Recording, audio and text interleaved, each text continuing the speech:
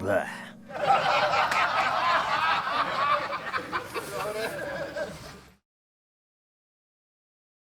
Right. Oh, I have to approve. There we go. You good? Yeah, I'm good. Okay.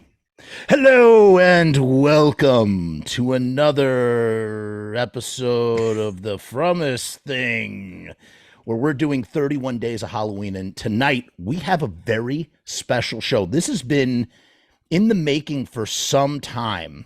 Yes. We're going to try and keep the intro very brief because we really want to get into the festivities because they are lengthy. But basically, my friend here, Ace Von Johnson, guitarist for the LA Guns, will be joining me as my special co-host because he and I discovered one day, he was on the channel, and we discovered that we both are huge fans of a very obscure movie called The Monster Club. Now, what's really great, or what's really interesting, is, first of all, when you meet anybody who like is into that obscure rare thing that you're into, it's like, it's indubitably special, man. It's like, just, it's so wonderful because it's usually something you're always trying to show somebody else. Like, you're like, hey, there's this thing, and you got to like explain it and sell people on it, or you show it to them and you're watching their reaction. You're not even really watching the movie, that sort of thing. And, you know, it's just nice when you find someone that's on your level about something that you care about. So I'm very glad to have Ace on the show. And the other thing that's very special about what we're doing right now. So when I was telling Ace, and I want to hear, well, we'll launch into it because we'll have plenty of time to talk. We'll keep the intro brief. When I first discovered this movie, The Monster Club, it was late night on MonsterVision, TNT's MonsterVision with Joe Bob Briggs. And I knew I had seen it sometime in the 90s. I don't believe it aired very often on MonsterVision. And one day, I don't know, maybe it was Ace, did you share this with me, or somebody shared this with me? I stumbled upon this broadcast archival recording of The Monster Club on TNT's MonsterVision from 1997.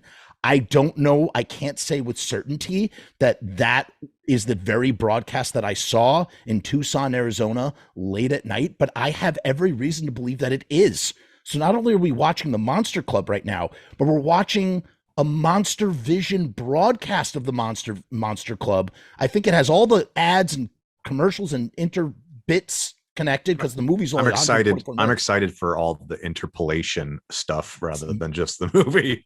Me too, man. Me too. That's when we're gonna have to really be quiet because we'll be like, that's the stuff we haven't seen. Yeah. So not only are we watching The Monster Club, but I think we're watching the very broadcast that exposed me to The Monster Club, which makes this who would think that there was be a website called YouTube that would archive TV in this kind of way where you could revisit something from your childhood. I'm so stoked. And so a warm welcome to Ace. Hello. Thanks for having me. I'm glad to be here and to riff over what is arguably one of the greatest yet schlockiest vignette movies. What do we call this? Like Creepshow and everything else? Anthology film. Thank you. That's what I was reaching for. Yeah. I discovered it. I'll give you a quick 10-second version. Please go ahead. Slightly earlier than that, via Elvira's VHS copy. Yes. I have this promo postcard that someone had given me maybe about 8 or 9 years ago, discussing my fandom of the film. And then I rewatched it here on MonsterVision in the 90s when I was a little bit older, and was like, oh yeah, that's that movie. It's a Vincent Price movie, even as a little kid, and have been obsessed with it probably ever since. Yeah, it just, oh man, this is so great. And yeah, all right, let's just launch into it because we'll just keep on going on. Yeah, all right, so we're starting. We'll just talk over it. We're going to talk over it. I'm going to keep the volume low, guys. So listen, if you really want to watch this thing, go and watch it with the volume regularly because we're going to be riding the volume. Maybe we'll make it lower. Maybe we'll make it louder. We'll see how it goes, okay? Okay, I'm bumping up the volume. Let's watch the intro and let her rip. Oh, man. This intro's great. So great. It takes me back to another. Yeah, same.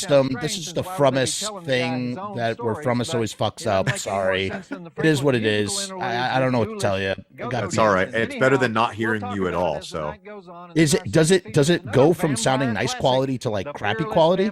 It just almost is like a reverb filter or something like that. Like I can hear you. The volume doesn't dip. It's just maybe a quality kind of thing.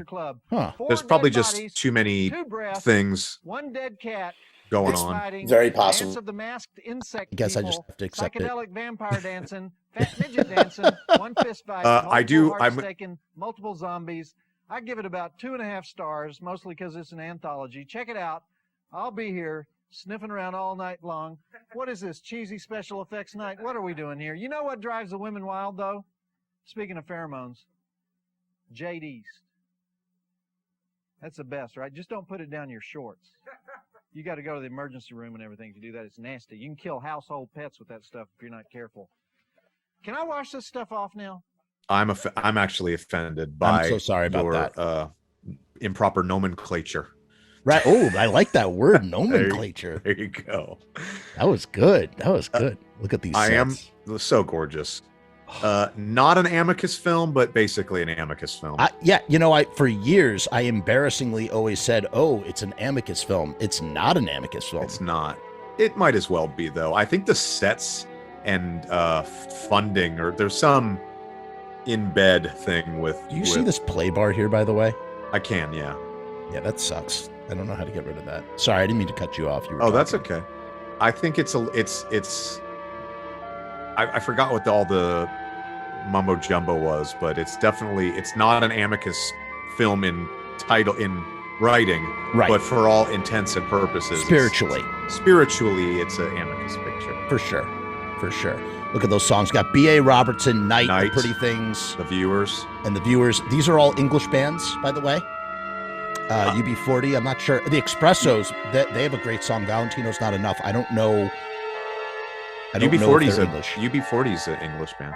There you go. So it's all English Yeah. bands. I mean, if we're gonna start talking about the soundtrack, Yeah, there you go. there you go. That's a rare puppy. That I had Ace is someone holding. emailed me last week via Discogs, which is a website app that I use to log all my records because I've got probably 1,200 of them. Right. And tried to buy, was like, how much do you want for it? And I said, it's NFS, it's not for sale. And he goes, Not for sale, buddy. he goes, I'll double whatever you want. And I was like, not for sale. Ace, give us the setup here. What is going on? And who is the author? Do you remember any of this R. stuff? Chetwynd Hayes, the Thank author you pronounced it. I can't pronounce of this it. book. Is that the graphic novel? It's the paperback. Okay, so the I graphic have- novel, they only have printed 1,000 of them, and they're super rare. Yeah, incredibly hard to find. So Vincent Price is Aramis, this vampire, who's like His only vampire role, by the way. on film. Yeah, in a film. He was a Right. vampire in an episode of what was it? The Muppet Show. True. Right. Technically, Technically, television. yes. So, but in film, yes. And then John Carradine here is supposed to be R. Chetwynd Hayes, the author, the real author. I am a vampire. Who wrote the stories that make up the anthology? Yes, I think not all of them. I think one of them was from something else. I always notice John's maybe it is all. arthritis when I see this movie. And Oh, this- yeah.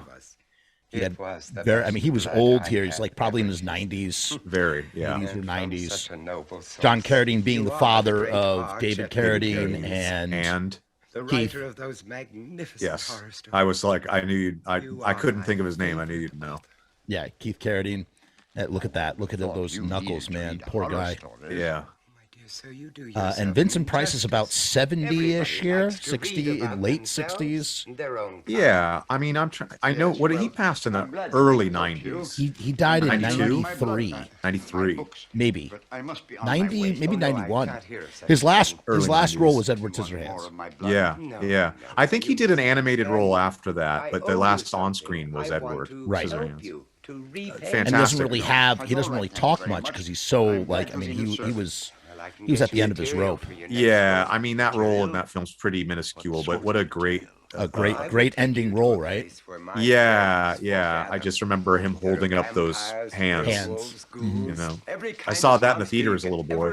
Oh man. Fond I mean, I probably did too. I remember seeing Nightmare Before Christmas in the theater. Same. I was born in 80. You were born in 82. Yeah, You're 82. I'm 85. So we're 3 years apart. yeah, yeah. December '82. So Yeah, November 85. Okay, yeah. So you're 3 years younger than me. It's called the. Yeah, I think the Oh shit. here we go. This song, I have tried to track down this band, like anything about this band. By the way, love these Vampire Girls. Hold on, there's a lot to note here that I love.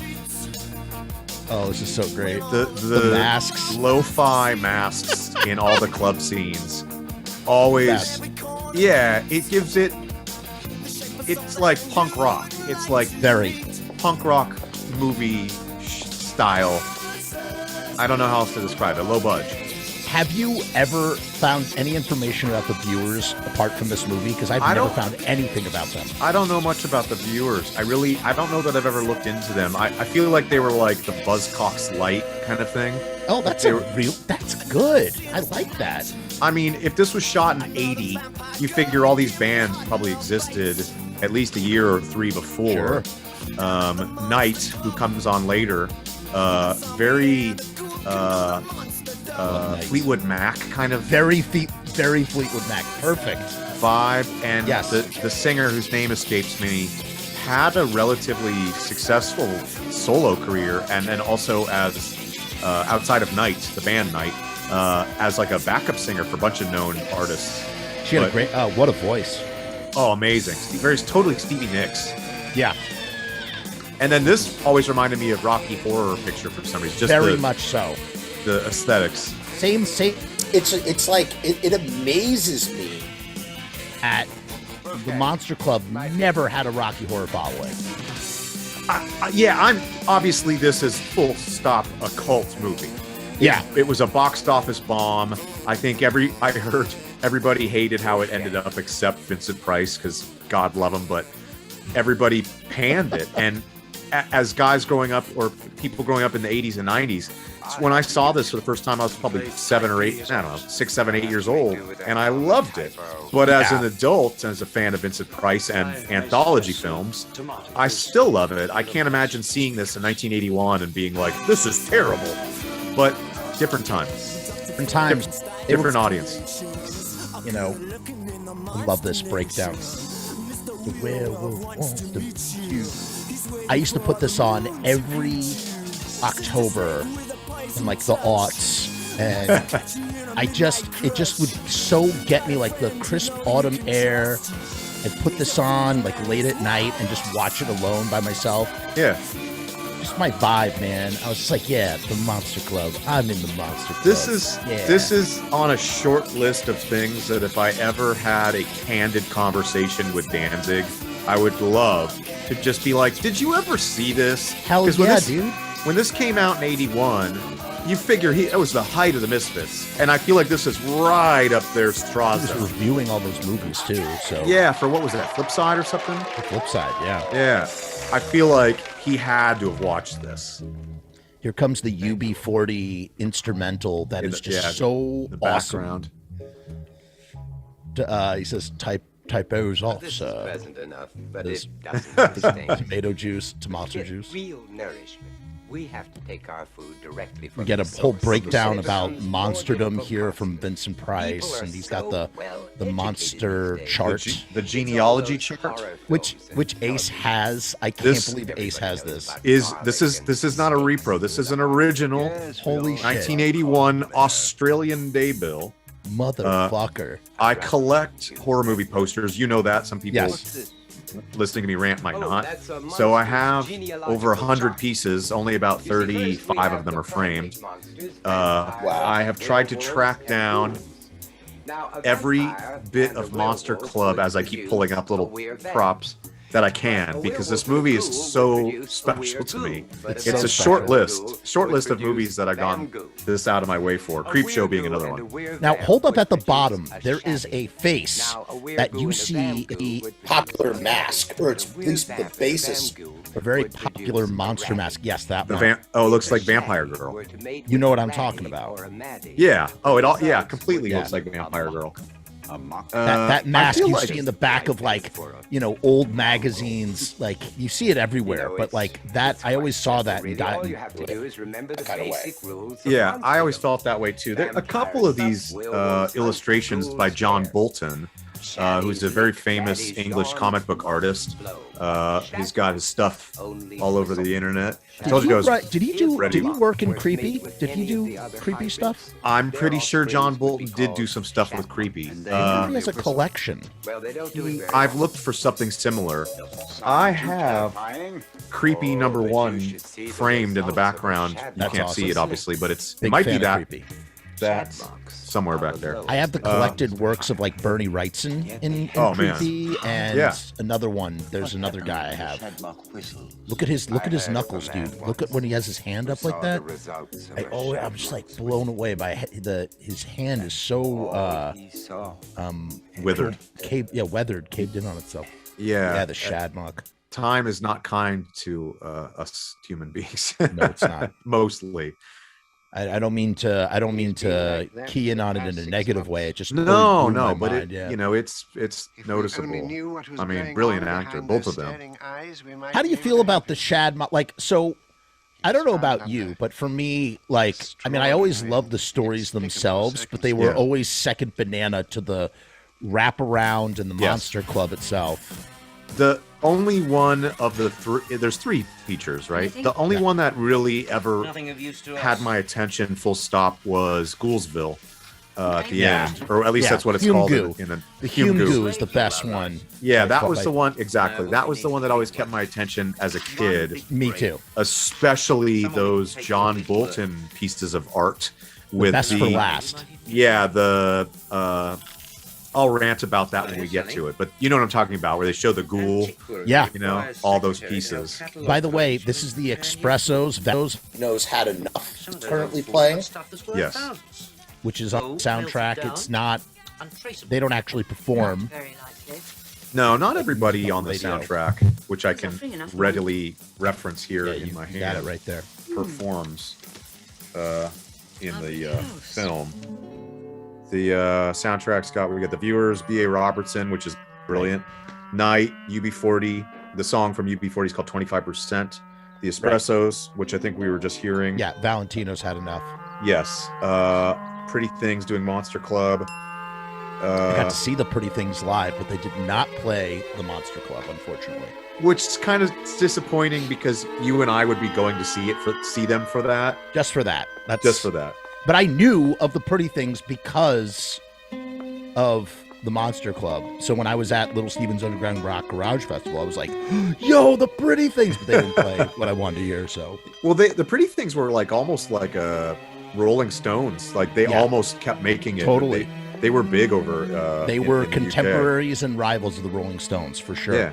Yeah. Like if the Rolling Stones were to the left or the right of the Beatles, I don't know what side, I don't know what left or the right constitutes, then the Pretty Things would be to like one side of them. You know what I mean? Like, yes. Like for them, the Beatles wouldn't even be on the spectrum. It would just be on the other end of the spectrum would be the Stones, I guess, if that makes any sense. Yeah. Like garage, like they're on the garage side. 60s garage rock, all from the UK. I mean, it's the same school as the Stones and the Who and all that. Sure. Joe Bob in the 2022 episode of Last Drive-In talking about this film references this guy, the what is he, a Shadmock? Shadmock, yeah. He says he compared him to a crossover between something I can't remember, of course, and Zachary. And I was like, super Zachary. And now I have to wonder if Zachary's look was an influence on the Shadmock. Had to be, because Zachary predates, obviously. Yes. Shadmock, yeah, completely. But yeah, you would imagine that is the case. I once got to, I didn't really meet Zachary, but I was in his presence, and it was amazing. And like he there in front of me, but like I wasn't like, hey, nice to meet you. My name is Jeff, but like, I was there. Might as well get a wine spritzer and complete the whole effect. It was pretty cool. Well, are you confused yet? The Monster Club is actually, sorry, I don't know, it's a again. pretty ingenious movie. We're already 4 stories within stories into the movie. First stories story, within we stories. have John Carradine playing R. Chetwynd Hayes, who is a real He's dropping horror writer knowledge bombs. who wrote a novel called The Monster Club. And John it up. Carradine is looking at a picture of himself in the bookstore window. So already that's weird because we're watching the movie of the book that's in the window, but the author of the book is looking at the book from within the movie and carrying us into the movie. Are you following this? So true. I didn't think so. Next, Never we thought have the that. story within that story where Vincent Price accosts John Carradine on the street, bites his neck, takes him to the secret vampire disco. Right. Then we have the story of the disco with all the dancing ghouls and the wolfie maitre d'. And then we have Vincent Price telling John Carradine the story of the Shadmock. Even though John Carradine, as R. Chetwynd Hayes, wrote the story of the Shadmock, so how could Vincent Price be telling it to him? And then when we That's where we fade got the into the story inspiration. of the Shadmock, we see this Yeah. guy in a straitjacket, and he starts telling a story. That's and so true. we go back in time again Oh to my the story God. he's telling about he and his girlfriend tried to rip off the old ugly guy. I don't think that's 4 stories, actually. I think it's about 6 stories deep That's at this point. insane. Yeah. Anyhow, I'm Inception. keeping notes on the whole thing.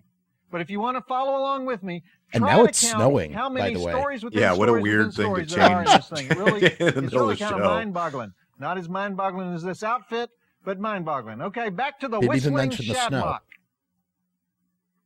Did I do that okay? Because the drunk people are going, what'd he say? But you know, you Yeah. can't just kick back and vegetate while you're watching Monster Vision. Sometimes you got That's to true. learn something. You have to soak Might up be the something knowledge. stupid, but we're going to learn it. I mean, he had that pretty sorted. Yeah, well, he's a pro. He's a pro. I met Zachary. We both appeared at the Chiller Con in New Jersey. That's where I met him at Chiller, or that's where I saw him at Chiller. Yeah. And which makes sense. And I was introduced to him by someone running the convention. And Was it Kevin? it might have been Kevin. It was Kevin and somebody else. Full of good stuff. I digress. And I think it was one of those things where he was introduced to me like, oh, this is this guy Ace. He's in this band. He's also appearing here. I wasn't just brought up like somebody, a Right. fan. And so we made some small talk, and I remember vividly. He goes, "I really like your look. Do you hang out in the cemetery often?" And I said, "As much as possible." And we had a couple, yuck moments. And then the whole time, my old manager, who ran another horror convention called Rock and Shock, was taking pictures. So all these stills are us like awesome. ribbing each other and laughing and having this really cool candid moment. And so I always think back. Anytime I hear his name, I always think of that really cool experience I got with him. He was really sweet, really funny. By the way, the Shadmock is not, he's not terribly hideous the way that they grimace at him. I mean, they make it like he's not grimacing. I mean, he's sort of like a weird looking, kind of off looking guy, but he's not like a hideous sun demon. Nice. I see what you did there. I just did another podcast with this gentleman whose father was the hideous sun demon. Whoa. Yeah, we'll circle back to that another time. And he pulled out I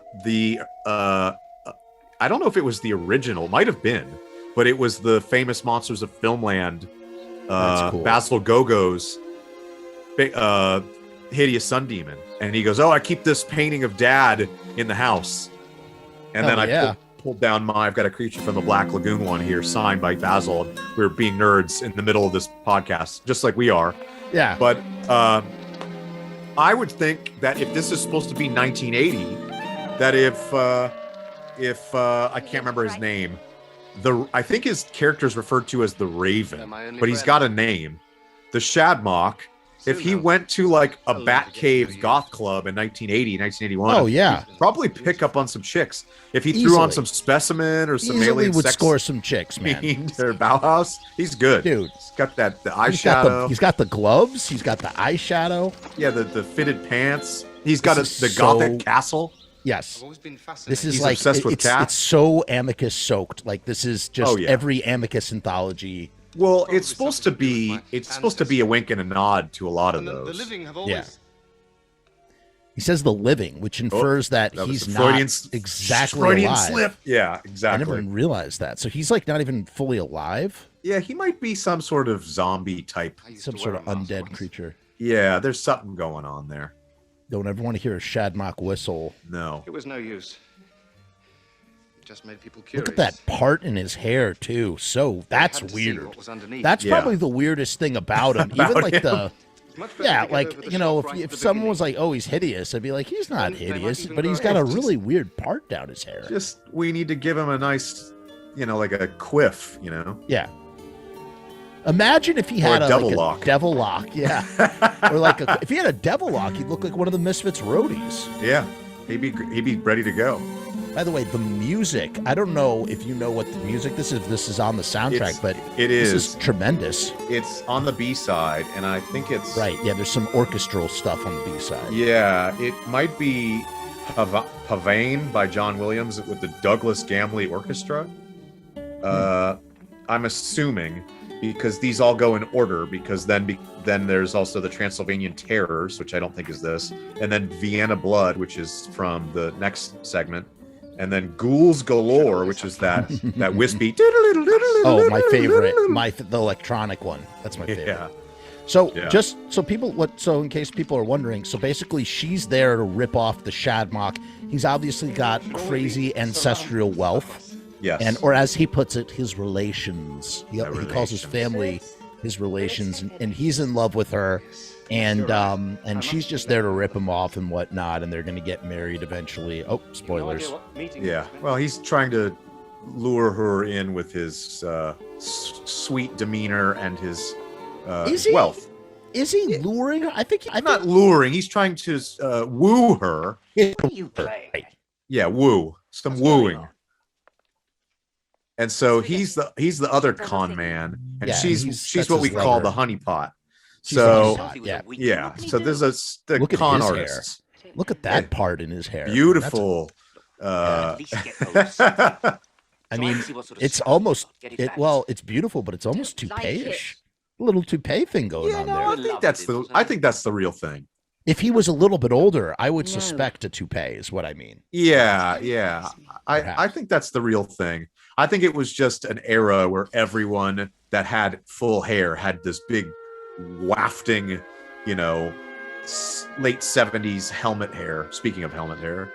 Sure. Yeah. I mean, well, that's just helmet hair. Yeah, literally. And this cat is just asking for it, man. I mean, he's after the precious pigeons. Don't fuck with my pigeons. Yeah. He's all licking his lips, all Garfield-esque. Looking at those pigeons like they're lasagnas. Yeah. Going. Oh, something's gone down. And this, in story writing, this is like the setup, right? Yeah. This sets the precedent for what's to come, which is the payoff. So you have the setup and the payoff. Yeah, well, you learn of his powers or whatever. Right. And which foreshadows what's clearly going to happen to somebody. Right. It's also known as Chekhov's gun. If you see a gun in the third act, and that's what. Right now. Ooh! Oh man, that's a nasty whistle. Yeah. Don't you whistle at me. A different kind of cat call. That is it. Yes. Nice, Ace. That was good. Thank you. I wonder, if I had better a location on my computer, I would try and figure out if this castle. I wonder if this property was used in other Hammer. Bet you $5. Yeah. Oh, it has to have been. I'm sure. I'm sure they just had like a slew of people that they just rented out property from, or whatever on a regular. The Rocky Horror House is a Hammer house. Really? A lot of Hammer. Oh yeah, a lot of Hammer stuff. Look at that. Yeah. Melted into. I want to know what that's made out of. Tar, plastic. Yeah, it's definitely scary look. I mean, I remember watching that scene as a child and being like, "What the fuck? That poor cat." Oh yeah.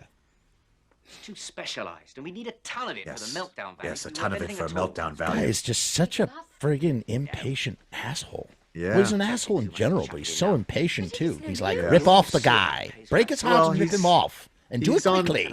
He's got to get that Skrilla. He's after the scratch. Really valuable articles. I think this would have worked just as well inversed if it was him. If the Shadmock was like an older woman, that would be an interesting inverse. Like, with the woman being the sort of Shadmock. Well, no, but I meant like the woman pushing the man to chase the old woman. Yeah, right. That's what I mean. Like, and then the one that's at home is the woman saying like, "Hey, go get that." Right. Well, there it is. The combination to the safe. Yeah. He's got lots of loot in there. I always felt like the ball scene with the family and everything was also very reminiscent. The vibe of the Shatmock and everything always reminded me of the Addams Family as well. Sure. Oh yeah, all the relations like in the Addams Family. Yeah, I agree. Look at all that loot.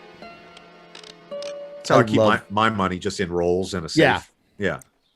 Like meth money from New Mexico in Breaking Bad. Yeah, and one of Chekhov's gun or whatever it is. Yes, absolutely. Yeah. He's like, did you know that the DVD versions of these come with the soundtrack? You can just play. Yes, I have that version. You have this one or you have this one? I have that. The one in your the other one. Yes, that one. I got that at Best Buy. I think I did too before Amazon ruined my life. That was in that. I bought that in 2005 or 6 at Best Buy. Yes. This came out in 2004, and I've probably been holding on to it since. And this one, the Blu-ray, I guess, is kind of hard to fetch. That one's out of print. I also bought it on Blu-ray because I was like, I have to have the Blu-ray. So as you do. I think I have the VHS in a box in storage as well. That's great. Oh, so interesting thing. Yeah. This movie was never released theatrically for distribution in the U.S., and so it only played on TV. There were only TV distribution rights in the U.S. for the Monster Club, which might be why it's not as well known. Yeah, I mean, never had that big splash that would have given it a generational reputation. Yeah, I mean, it had enough star power. I mean, for sure. Carradine, Vincent Price. They were supposed to have all of them. He wanted to get Peter Cushing and Christopher Lee, and it didn't work out. Well, yeah, I think Christopher Lee's agent laughed at the title and was like, "Nope." That's such a shame. Yeah, I think Christopher Lee was supposed to play the John Carradine. Oh man, what we could have had. Well, I mean, come on, this is a perfect movie. I shouldn't say that. This is a perfect movie. And there's a short list of people I think that could remake or make something similar to this now. Oh, let's play that game. Okay. Planned. So I'm sure a couple people will roll their eyes, but I would be very interested to see a Rob Zombie version of this film. Oh my Lord. Based on what I saw in the new Monsters film. Okay, I haven't seen the new Monsters film, but when I think about the trailer, I guess I would be open. I would keep an open mind when remember the combination. Probably the goofy tone of that would be yes. For this. So yes, that's where I'm going with it. Touche. I don't want Rob Zombie, violent Rob Zombie. I want this new refined, goofy Rob Zombie. Sure. I haven't seen it. I'm not sure if I'm going to watch that. I haven't decided yet. I might do it for 31 days.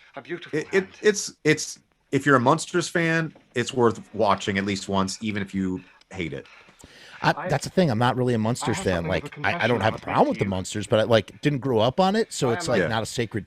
It's not sacred to me. So I don't know. That's why I wasn't really interested in the first place. So if anything, here's my 2-sentence review. Yeah, watch it on mute just for the aesthetic value. The sets and everything on screen is brilliant. There's all right, I'm going to check it out.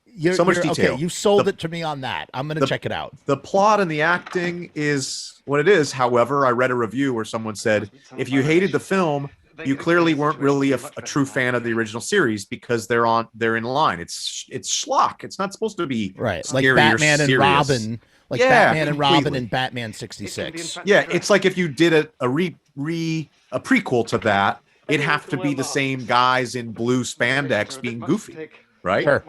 Same mindset. Makes sense. I like dressing up. So he's now convincing her. He's like, hey, come meet my relations. We're gonna get married. She was crying in bed before because she's super upset that she has to go through all this. Con this guy. By the way, look, see, that's day for night up there. That's not actually at night. They just darkened the sky. And they do that in the second segment too. You're going to see a lot of that. It's so blatant. I love that day for night stuff. The director here knows what he's talking about. I never would have picked up on that. I didn't pick up on that until a few years ago, and I was like, oh shit, that's day for night. Here we must all be masked. Here we must all be masked. The relations wouldn't have it any other way. Wow. Man, I don't know if I can quote this like you can. I'm impressed. Oh, I didn't actually. I mean, that was not really that. That was spot on or anything. Look at his mask, by the way. Yeah, what is that? It's a gruesome. It's like this mask. weird. Those masks. Is underneath. That's what's scary right there. May I Look at present this my guy. great Uncle Uriah? Yeah, he's like a werewolf. My uncle Uriah. Great uncle, may I present my bride? Yeah, this is totally like Angela Adam's Jones. Family. Very much so. Or I wonder if the Addams Family film, whichever one it is, borrowed from this. Sure. Absolutely, because that came out. Yeah, what, early 90s? 90, 91. Yeah. They could have taken in. Your audio keeps going back and forth. Yeah, I'm sorry about that. I hope that it's loud enough, and I apologize for the quality. We're in the middle of the broadcast. I don't even know how to. Wouldn't know how to fix it. Just gotta go roll with it. Unfortunately, It's only obnoxious when you're talking and it's switching gears and it dips out. So I miss like a nanosecond of what you're saying. Okay, you tell me if that happens. Interject, please, and let me know. And Okay, I will. Sorry, everybody, whoever watches this. Sorry, we're sorry. No, you have nothing to apologize for. It's me. But I never noticed that. Look at the pink one right there. Yeah. See the pink dress down there? The pink mask? In the center. It's yeah. The whole thing, I mean, it's shot beautifully, you know. It is. Mean, this is a great scene. It had a budget of 1.7 million. I'm not sure in relation for what would have been Amicus films, if that's good or bad. Well, how about this? So Dawn of the Dead had a budget of 1.5 million. Really? In 1978. Yeah. So about I don't the know. same. Yeah, I don't know how that relates exactly to this, but I'm just trying to like think of like movies that are roughly contemporary to that would have a similar budget. And we saw the scope. I mean, that had Dawn of the Dead is a pretty big scope. Actually, I don't know how big the scope is of Dawn of the Dead, but it's I mean, are you a fan of the Cramps? Yeah, of course, love the Cramps. I just learned yesterday. I was today years old when I learned that Brian Gregory, the original lead guitar player, you know, with this sort of like sideways white with devil the gray rock. hair. Yeah. Yep. In the Cramps is in Day of the Dead. What does he play? What is He's a zombie. Oh, that's so cool. And I just sent my buddy Alex a picture of it because we were talking about the Cramps. Text that to me, please. I want to see that. Look at her. She's trying to get in the safe right now. He's like, where's my girl at? My relations are here. They're all dancing and whatnot. So there he is. Oh my God, that's crazy. And she's about. What scene is he in? I gotta go now. I have to rewatch it. I was only like 2 or 3 days ago. I found good excuse to rewatch it. Oh, completely. She's just going for that loot. She's got fever. She's got the fever. And you know, it's funny. Like, I would be far more. The reason that she like melts at the end. Like, I would be far more melting because of my embarrassment of getting caught than the whistling. You know. Yeah. The other things that don't matter to me. Oh, he's like such a nice guy. He's like, I don't even care, baby. What Just you want like, you can have it all. Just like, be with me. Yeah. You could still love me. Still love me. Heartbreaking. Don't touch Well, me. I think it's also like the humiliation of his relations. Like, he has to be like, my fiance's a gold digger, and this is all for naught. Runs out on Never me. love you. You're horrible. She says nasty You mustn't things. say that. Yeah, you mustn't say that. He has to. He has no choice but to whistle. Oh man. And then they're like, they all stop because they know. They know what that means. Wedding's off. Look at that wide lens. That is a super wide lens. Yeah. Ethel, get my coat. Wedding's it's off. Like fish eye. It's almost a fisheye lens. Great shot, there. though. Yeah, cool shot. Look at that hair. I love how he frames the whole story. It's true. Like, I didn't even... Here she comes. She's had a bad day at the office. He's like, honey, what's wrong? I love the shit. green cloak. Yeah, I want one never of noticed those. it was green until now. Yeah. Look at the light and look at the color, multicolored Yeah, lights on his pink face. and green. Yeah. Oh, God, I love this shit. I really do. You could still love me. This Yeah, right here. still love me. Yeah. This reminds me of the Creep Show segment with the I can hold my breath for a long time. It also reminds me of Asylum, the Amicus Yes. short from Asylum that, oh, look at that. Melty Melt. Practical Wax. effects. Yeah, dude. Give it to me.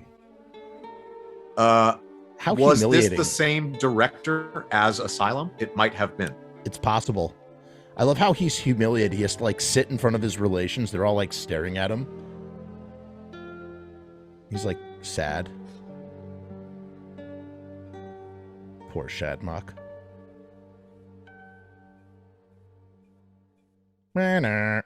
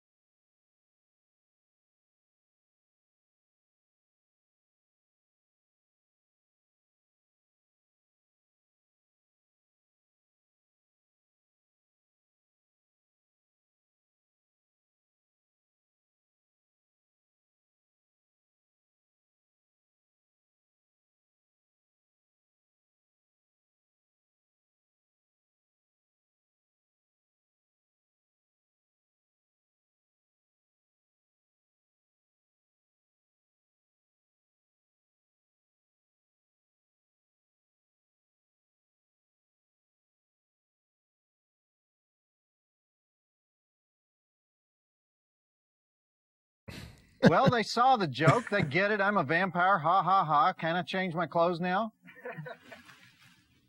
He's really doesn't want to be a anyway, vampire for this segment. So ends the Gothic story of the Whistling Shadmock. They pride themselves that there's not really much blood in the Monster Club.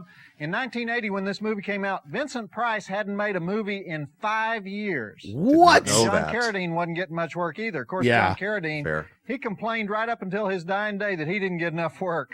Meanwhile, he made more movies than any actor in the history of Astro movies. Zombies. He was in 492 movies Holy and shit. 178 stage plays before he died, which is still the record. But you That's can see he was acting. already looking a little Wow. feeble when they made the Monster Club. Probably would have lasted even longer, but in 1988, he decided he was going to climb all 328 steps to the top of the Duomo Cathedral in Milan, Italy, and his heart gave out on him, and he died a couple of days later with two of Oh his my actor sons, God. John and Keith Dude. Carradine, reading Shakespeare to him by his bedside. That's the way to Whoa. go. isn't it? That- Most what a way to people don't remember go. that John That's a Carradine was a really great kind of a Shakespearean actor cool for way to most go. of his Like, career. that's He like even had his own Shakespearean touring company that went all around the country during World War II. getting And read then Shakespeare the by horror your sons movies at your only came bedside. on On your end of his career. deathbed? This is Not to mention all the films he priceless. made for Cecil B. Yeah. DeMille and John Ford. And then when he got really old, he still went to places like Birmingham, Alabama to do Tobacco Road in regional theater. He was doing that Wow. role when he was in his 80s. He was a theater nut. Anyhow, Yeah. even though he looks like he's going to give out at any moment, in this movie, he still had 8 good years left. And he Hey, used God every bless dang John one of them. Carradine. absolutely. Okay, time for a psychedelic vampire song called I'm Just a Sucker for Your Love. Yes. your Okay. love. I have I'm B.A. not kidding. Robertson. Roll it. theory about this. You know, Ready? of all the Carradines, the one I really like? Robert Carradine. Revenge of Oh, the that's Nerds. right. Robert The other Carradine's one. the third son. That's who I was trying to think of, not Keith. What's your theory? Oh, I'll tell you in 1 second. There is nothing sadder. Oh God, I love than this the song so agonized much. grief Why has no of the goth heart band of like loss. covered this song? All right, so here's my theory. Yeah. So They're playing my song. my theory is, you'll notice. By the way, this guy totally looks like Bobby Calabrese from the band Calabrese. Yeah, a little bit like A little Bobby, bit, right? Play my favorite record. You're so vain. You come from Pennsylvania. Pennsylvania. I'm from Transylvania. And I'm a pain in the neck. Nick. All right, so check it out. This is all one Just him. broken take. Yep. It's it's unbroken take. And you know why that is? I think Can you turn the movie down just a little bit? Yeah. I'm turning it down. Can you hear me okay? Yeah, I probably just put my other headphone in. Stop being a diva. Go ahead. So the camera never cuts, and I think that's because they lost coverage on the other shots. Every other performance has more coverage of the band and everything. And yeah, I think that they only had one shot. I think it's just because I think they just filmed him. But why not get more coverage? Like of a band, or more just no. of I him? mean, just from another angle. Him, like, you know, in a profile. Like if you're shooting, you know, I used to shoot a lot of live bands and stuff. And you know, you get a wide shot, you have your close up, and you get like a profile. You get like a couple different things you can cut. This is a single camera that has a zoom function, as you can see, it's zooming in and out. And what I think happened, I think there must have been some sort of accident or mistake. Like this right here, this is coverage, man. Like the director or photographer was probably like, okay, you get a bunch of close-ups, and I want you to zoom in and out and stuff, so they could cut. They could cut on the action. You know what I'm saying? Yeah. I guess you're right. I never thought about it like that. I always thought it was because there was no band, because he was a solo artist. You might be. Listen, that. You just cut out. I would say that's the Occam's razor. Like that's the most obvious. Yeah. The most obvious explanation is probably the correct explanation, which is what you just said, I think. But from a production standpoint, I was like looking at this from like a editing and production standpoint, and I feel like it's very possible that it was just that they lost the other footage. Yeah, that makes sense too. But how would you even? There's nobody to like tell us. Yeah, they're all pretty much gone. I saw my mic. It tells me every time my mic shifts, so I don't know if I cut out. You did, but there was no loss of top. Like it was more just like there was the quick little filter on you, but I still we were able to keep the continuity of whatever sentence you were in the middle of. I'm sure if it like really egregiously cuts out, you'll be I'll like, tell hey. you. Yeah, I'll back you up. Cool. I think this is my favorite song in the film. Look, there was the band. That was the band guy. Was right there when they like look up like that. So, really? I don't know. Yeah. You never noticed that? No. All right. Should I back pause it up for like 30 one? seconds? I have to. Back it up 30 seconds. I have to because you have to. All right. So I paused the movie. It doesn't matter because we're in sync, and that's all that matters. I'm more of a 98 so look right degrees. Here. I'm at 98 degrees. Yeah. Sorry. Watch. Ready? So if you just bowed. Yeah. Now this is the other shot. From whatever other coverage maybe that they might have had, or maybe this is all that was left. Look, he bows. Boom. That's B.A. Robertson and on the left, and that's some other guy who's probably in the band. And wow. Yeah. So that's why I always thought that they lost the footage. They had to have lost the footage. They lost the footage of the band. Wait, so you agree with you think it's possible? Yeah, I think it's now way more possible. Okay. Or that's just some guy that just got in frame. Good point.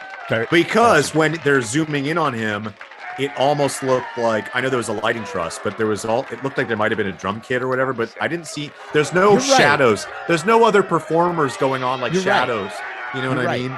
It might have just been him on the stage. And he's a solo artist. It's not like it's not like the viewers where you need a band, you know. And all of his solo stuff is not I've not found another song that I liked. Just that one song. Yeah, B.A. Robertson was kind of like a poor man's Joe Jackson or Elvis Costello. Yeah. He's like new wavy.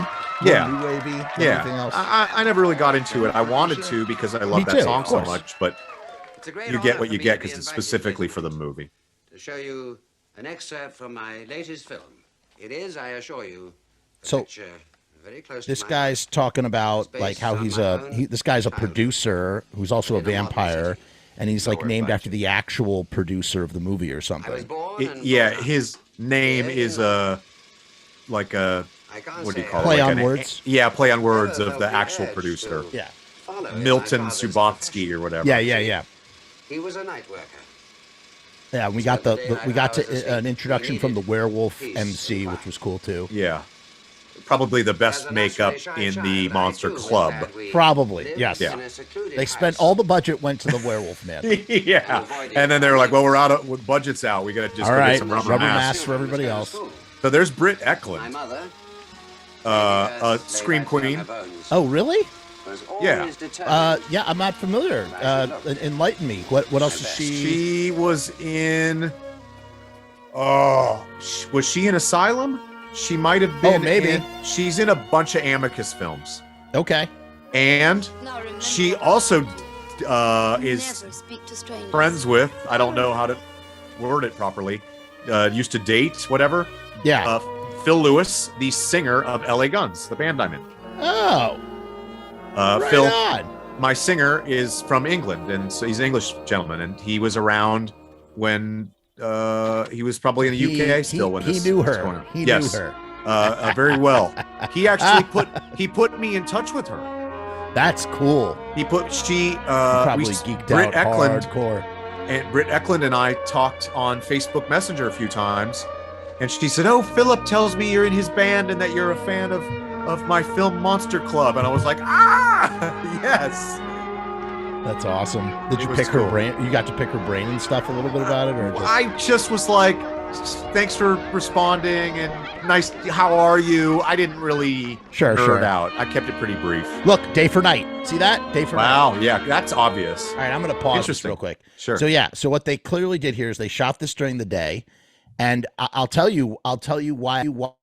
Night in shit. Hello. Back up. Yeah, back up about 10 seconds. You'll tell me why. What? I'll tell you why I think they shot day for night like this, because for budgetary reasons, it probably saved money on the lighting rentals they would need to light the exteriors by simply shooting it during the day, and then in post-production, whether physically by hand, because that's what it looks like they did here. Yeah. It looks like somebody went in and actually, like what they used to do in the silent era, where they would actually color the frames. Each Somebody frame, colored the frames here, probably with a more sophisticated process than like a water brush. Is this a still shot or is it a zoom? I believe it's I don't know. I would do not know. If it's a still, it'd be easy. No, it's not. Oh, it's Not a not. Yeah, still. the trees No. are moving. But yeah, so one day I was like, I was watching it. I was just like, oh my God, that's like supposed to be a day. Yeah, or at least maybe they're just trying to make it look more murky, but there's other shots that are supposed to take place at night. Yeah. And they very clearly did this. And that's what I think happened. I think they just, And that's like, we very could save some clearly bucks. not real evening sky we're seeing. It looks like Right. an effect. either dark clouds or night. And I think they were trying to go for night, and it was some sort of sloppy rush job. So who knows? It works. It works. I love it. It adds for me, man. It makes it better for me. I love that we can ride the volume live like this. I like it too. Well, I mean, there's so many things. If anyone's watching this or listening or whatever that's never seen the film, please go back and just watch the film. Watch the film. Don't listen to us. This is if you've watched it a million times. Yeah, like we have. Yeah. This is Yeah, sorry, go ahead. I would say this to me is like what I would call a background movie. Like I could put this on every other day of the week easily and just let it run on the TV while I do life things, right? And it's I'm fine with that. Yep. Just pleasant ambience in the background. Exactly. But also because we've seen it 1,000 times. Now, do you know who this actor is? I was just going to ask you if you're aware of what actor that is. I don't know by heart who that is, but his role as the vampire is brilliant. Yeah, he's great. I just assume he's probably in like a million things, like British things that we don't know. Of course, yeah, exactly. It's out of our. Probably got like 100 titles. These like Hammer films or something, Yeah. Oh, I feel like everybody that stars in this entire film was either a Hammer, an Amicus, or even a couple people from AIP or whatever else. And this is a guy. Sorry, go ahead. What were you gonna say? I would say because it's meant the whole movie's schlock. It's meant to pay homage and whatever to Amicus films, basically. So this is a tale about a vampire with a family, human family. He marries a human wife, and they have a kid. I guess he's half vampire, but he's more like human than he is vampire. Seems like not like a human kid. And I always thought this segment always reminded me of the Tales from the Crypt episode with the vampire that worked at the blood bank. Oh yeah! Wow. Like the reluctant vampire. Like not that this dude is reluctant, but like just that he's like a nice vampire who doesn't really want to hurt anybody. I can't remember the episode, but I can remember the novelized version of that Tales from the Crypt story, because as a kid, I don't remember if yet the Tales from the Crypt had been put back into reprints yet. And I had maybe 3 that I had sort of stolen from my father, as well as some like creepies and whatever else. But I did have a paperback copy, this 3-volume paperback copy of a bunch of popular Tales from the Crypt stories and Vaults of Horror, etc. And that story, what is it, the Reluctant Vampire or whatever? Yeah. Is in there, and I remember it in writing, not from HBO so much. So I don't know how many were based on the original stories, but a slew of them were. Like a whole smattering. And then towards the end, they started going from like shock suspense and true crime, and just pulling anything that had like a murder in it. Yeah, for sure. I mean, they had like 5 or 6 EC. There were like 5 or 6 titles. You know, there was like Haunt of Fear, Vault of Terror, Vault of Horror, and Tales from the Crypt. Yeah, Tales from the Crypt. Two-Fisted Tales. Yeah. Shock I forgot. Stories. Shock Suspense. And I think there was something else. So I'm looking. There were tons of them, man. I'm looking for the character's name. Yeah, see if you could find anything on him. Yeah, so it's quite clear it's supposed to be nighttime. Britt Eklund is Mrs. Busotsky. Richard Johnson. Okay. Oh, nice name. Died in 2015. Oh, wow. Okay, so he's been around a while. Yes. English stage we're gonna have and to screen track actor. down someone who was in this movie and talk to them. Like we have to do that. Like somebody. No, you're not we're gonna do watching that. a Star Trek card. I don't know if collectors Britt Eklund convention. does This is Joe Bob podcasts or Briggs with interviews, the but it would be Monster really Club cool. on Well, I didn't even think of that. Right, Britt Eklund would be one for sure. Recognize It would the be really we should mom in cool. this find vampire someone story? who's like It's on the Britt production, Eklund, just ask them the a million Swedish questions. bombshell. If they're still alive, it's been Even though 40 she is a years, mother of right? 2 children, but you just don't think of Britt as the mommy type, do you? She made a lot of he's talking low-budget about Britt pictures, right now. including the immortal Fury of the Succubus. Remember that one? Anyway, the picture of the Monster Club was not a big success, mainly because the disco part of it is so goofy. But it was produced by Milton Subotsky, the famous Milton Subotsky, who made a lot of extremely successful movies in the 50s and 60s that used rock and roll in them. And so he was kind of trying to repeat history. So there's In the 50s, his that's very how first it movie came was called about, right? Rock. And he followed that up with several exploitation movies in the same vein, all made in New York City. And then in the 60s, he went over to London, started making horror movies, stuff like Dr. Terror's House of Horrors. Oh, remember that? Yeah, And that's all the those first made Amicus. money, Yep. But he was kind of down on his luck starting around the mid-70s. And so the Monster Club in So 1980 was that's supposed to be that's his with big Christopher comeback Lee. film. Yep. He wanted to have punk rock in it. Unfortunately, the bands he chose were not very good, and they weren't exactly the cutting edge of punk. In fact, So he mostly they weren't wanted, punk he at all, actively and wanted like Vincent a Price punk and John rock Carradine movie. were not the draws they Yeah, once which were, is and so clever. the movie I kind think of the viewers bombed, are as punk rock and as it Milton got. Subotsky's Yeah. film career ended after 40 pictures. This was his Wow, last this was his one. career-ending He kept trying film. to get new Wow. ones started for the next 10 years, but Why they is it just never snowing? quite panned out. I love it. And I that's love about that. all you so need to know about Milton Subotsky. Probably Thank more you, than Joe you need Bob. to know. Okay, let's get back to the Monster Club. Milton died in 1991. Bless By his the little way, exploitation heart. I will know if this is the broadcast. When we get to the end of the Joe Bob thing, I'll be able to tell you if it's the broadcast that I watched or not. I'll know. Okay. That will solidify it. So Richard Johnson, actor of stage and screen. Dick Johnson. Yeah, Dick Johnson. Wow. Amazing. Dick Pete amazing Johnson. name. Notably a cornerstone member of the Royal Shakespeare Company, Nice. and was once acclaimed as the finest romantic actor of his generation. Good for him. Yeah. Right, Dick Johnson. Of course he'd be romantic. You know, so obviously my last name is Johnson. When I was a little boy, probably around Oh, the time shit. that I Whoa. I didn't watched even think this. about that. when I first watched this, the era of this, Yeah. there was the thing called, what was that clothing company? Big Johnston or something like that? Yes. And it was like this tacky cartoon clothing line or whatever, and I used to I would tell people, because my dad would buy me the shirts, and I would go, oh yeah, my dad buys me these, they're his company, because he's the Big Johnson. And, you know, when you're 7 years old, you don't know. You know, I didn't know I was making phallic references. By the way, there's a sticker behind her head that says Snoopy rules, I think. Duh, yeah. Back in the old country. No, what does it say? Yeah, Snoopy rules. There's one more word there. I never noticed there was a Snoopy sticker until just now. And what does the binder say in the corner, upside down? It says something. That looks more like a puzzle box or something. Or a puzzle box, yeah. That I don't know. Come on, Britt, bend your head down. Rules. Wait, Snoopy rules okay. Like Monster rules okay. Well, that's like a British thing. So that's what Monster Rules Okay comes from. Yeah, because there were a lot of punk rock bands that had songs that were like something rules the okay. punks rule okay, yeah. Dude, I did not know that until just now.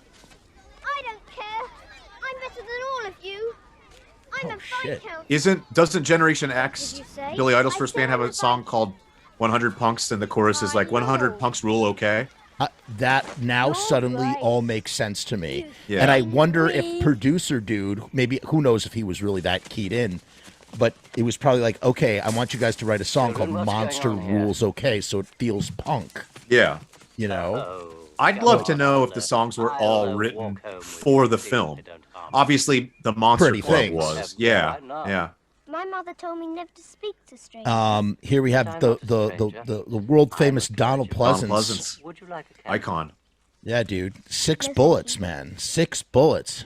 Shot him 6 times. Jesus, what Michael. Does he say? I don't remember.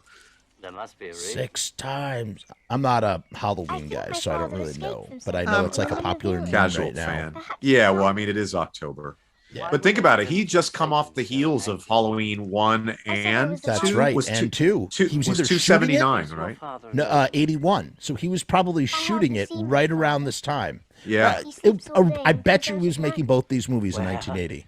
How about that? Yeah. That is that's a Halloween 2 era Donald Pleasance. Yes, right there. And he's great. He's playing your vampire slayer role. He's kind of a dick. The B Squad. Yeah. Or is it V Squad or B Squad? I think I don't remember. Look at these 3 guys, these jabrones. The guy in the middle always freaked me out. I love the guy in the middle. He's great. I mean, that's like the best part about like when you watch something obsessively and like all the little details you notice, and you want to like know the story behind the details. Yeah, they're all violinists. That's right. Beware of men who carry violin case. My first instrument was the violin. Hey, Now you remember. got to start somewhere. Violin's a good instrument. Yeah, stringed instrument. And their house is like very, 70s. I don't know. Yeah, very 70s. Yeah, that lamp. Holy shit. Oh, yeah, that lamp. And look at that collar and his tie. There she goes. Walking. Well, wasn't Britt Eklund like a famous model? She might have been. The name rings a bell to me. But like I said, outside of Donald Pleasance, John Carradine, Vincent Price, and some of the bands, I don't really know any of these. If only I had like this tiny handheld device that would answer all of my questions. Right? Let me look up. Oh, you know what? Ace, you know who's in the Hume Goose segment? Dude who's in all the Stanley Kubrick. Yes, he's in the guy, Orange. Clockwork Orange. Yes. Yeah, I forgot his name. He's in a lot of stuff. Yeah, he's the guy whose wife gets assaulted, right? He's also in Tales from the Crypt, the Amicus movie. Amicus film, yeah. In the Blind segment, which they redid, I think, for the show as well. Britt Eklund is Swedish actress, model, and singer. Which is everybody wears leather gloves. Oh yeah, she was in The Wicker Man. Oh, was she? She was a Bond girl in The Man with the Golden Gun. There you go. Friggin' Bond girl, man. And she was married to Peter Sellers. Oh, and then it says her partners were oh my god, it literally says Rod Stewart and below that Phil Lewis, my singer. Damn, dude. Phil Lewis, 79 to 81. he didn't get into details, but he's like, "Oh, Britt and I are still very close. We were Nice. a thing for a while." And I was like, "Okay." I didn't know what to read into about that. By the way, I really Then she love that you married have a- Slim Jim Phantom from the Stray Cats. Go ahead. Okay, I'm sorry. that was out of left field. I was not expecting that. Yes. That's an interesting resume right there. Yes. Well, you know, she was a supermodel in the 70s. Supermodel slay, baby. Yeah, Supermodel slay. as they do. They like those rock stars. Yeah, makes sense. Look at that cellar, man. So great. This shot, the angle, I love that. Yeah, great angle. Love the lighting. But I was going to say, I really like the pumpkin in your background is excellent on the TV. Well done. Thank you. That is also courtesy of our Shudder. friends at Shudder. Yes. Yeah, the gulag. Yeah, the gulag. Yeah. I did a podcast a couple days ago, and I had another gulag on, and it kept flashing lightning. And the guy was like, "I think there's something wrong with your lights." And I was like, "No, it's the TV. It's lightning." That's awesome. Setting the mood, right? Yeah, it's perfect. It's beautiful. We'll do a Son of Gulag or whatever. Oh, we got Son of Gulag coming. No, this one's Return of Gulag. Look at this. Look at this dungeon. It's like a basement and a dungeon. With the chains. Yeah. Yeah. Again, very they got Amicus. A velvet, whatever, velvet, tapestry. Curtain. For your vampire den. I did a really deep dive on Bram Stoker's Dracula last week. Oh, really? And watched the film twice. I don't know why. And then watched all the supplemental making of documentary stuff and just was like pinned. So I'm anything Dracula vampire stuff right now. I'm in.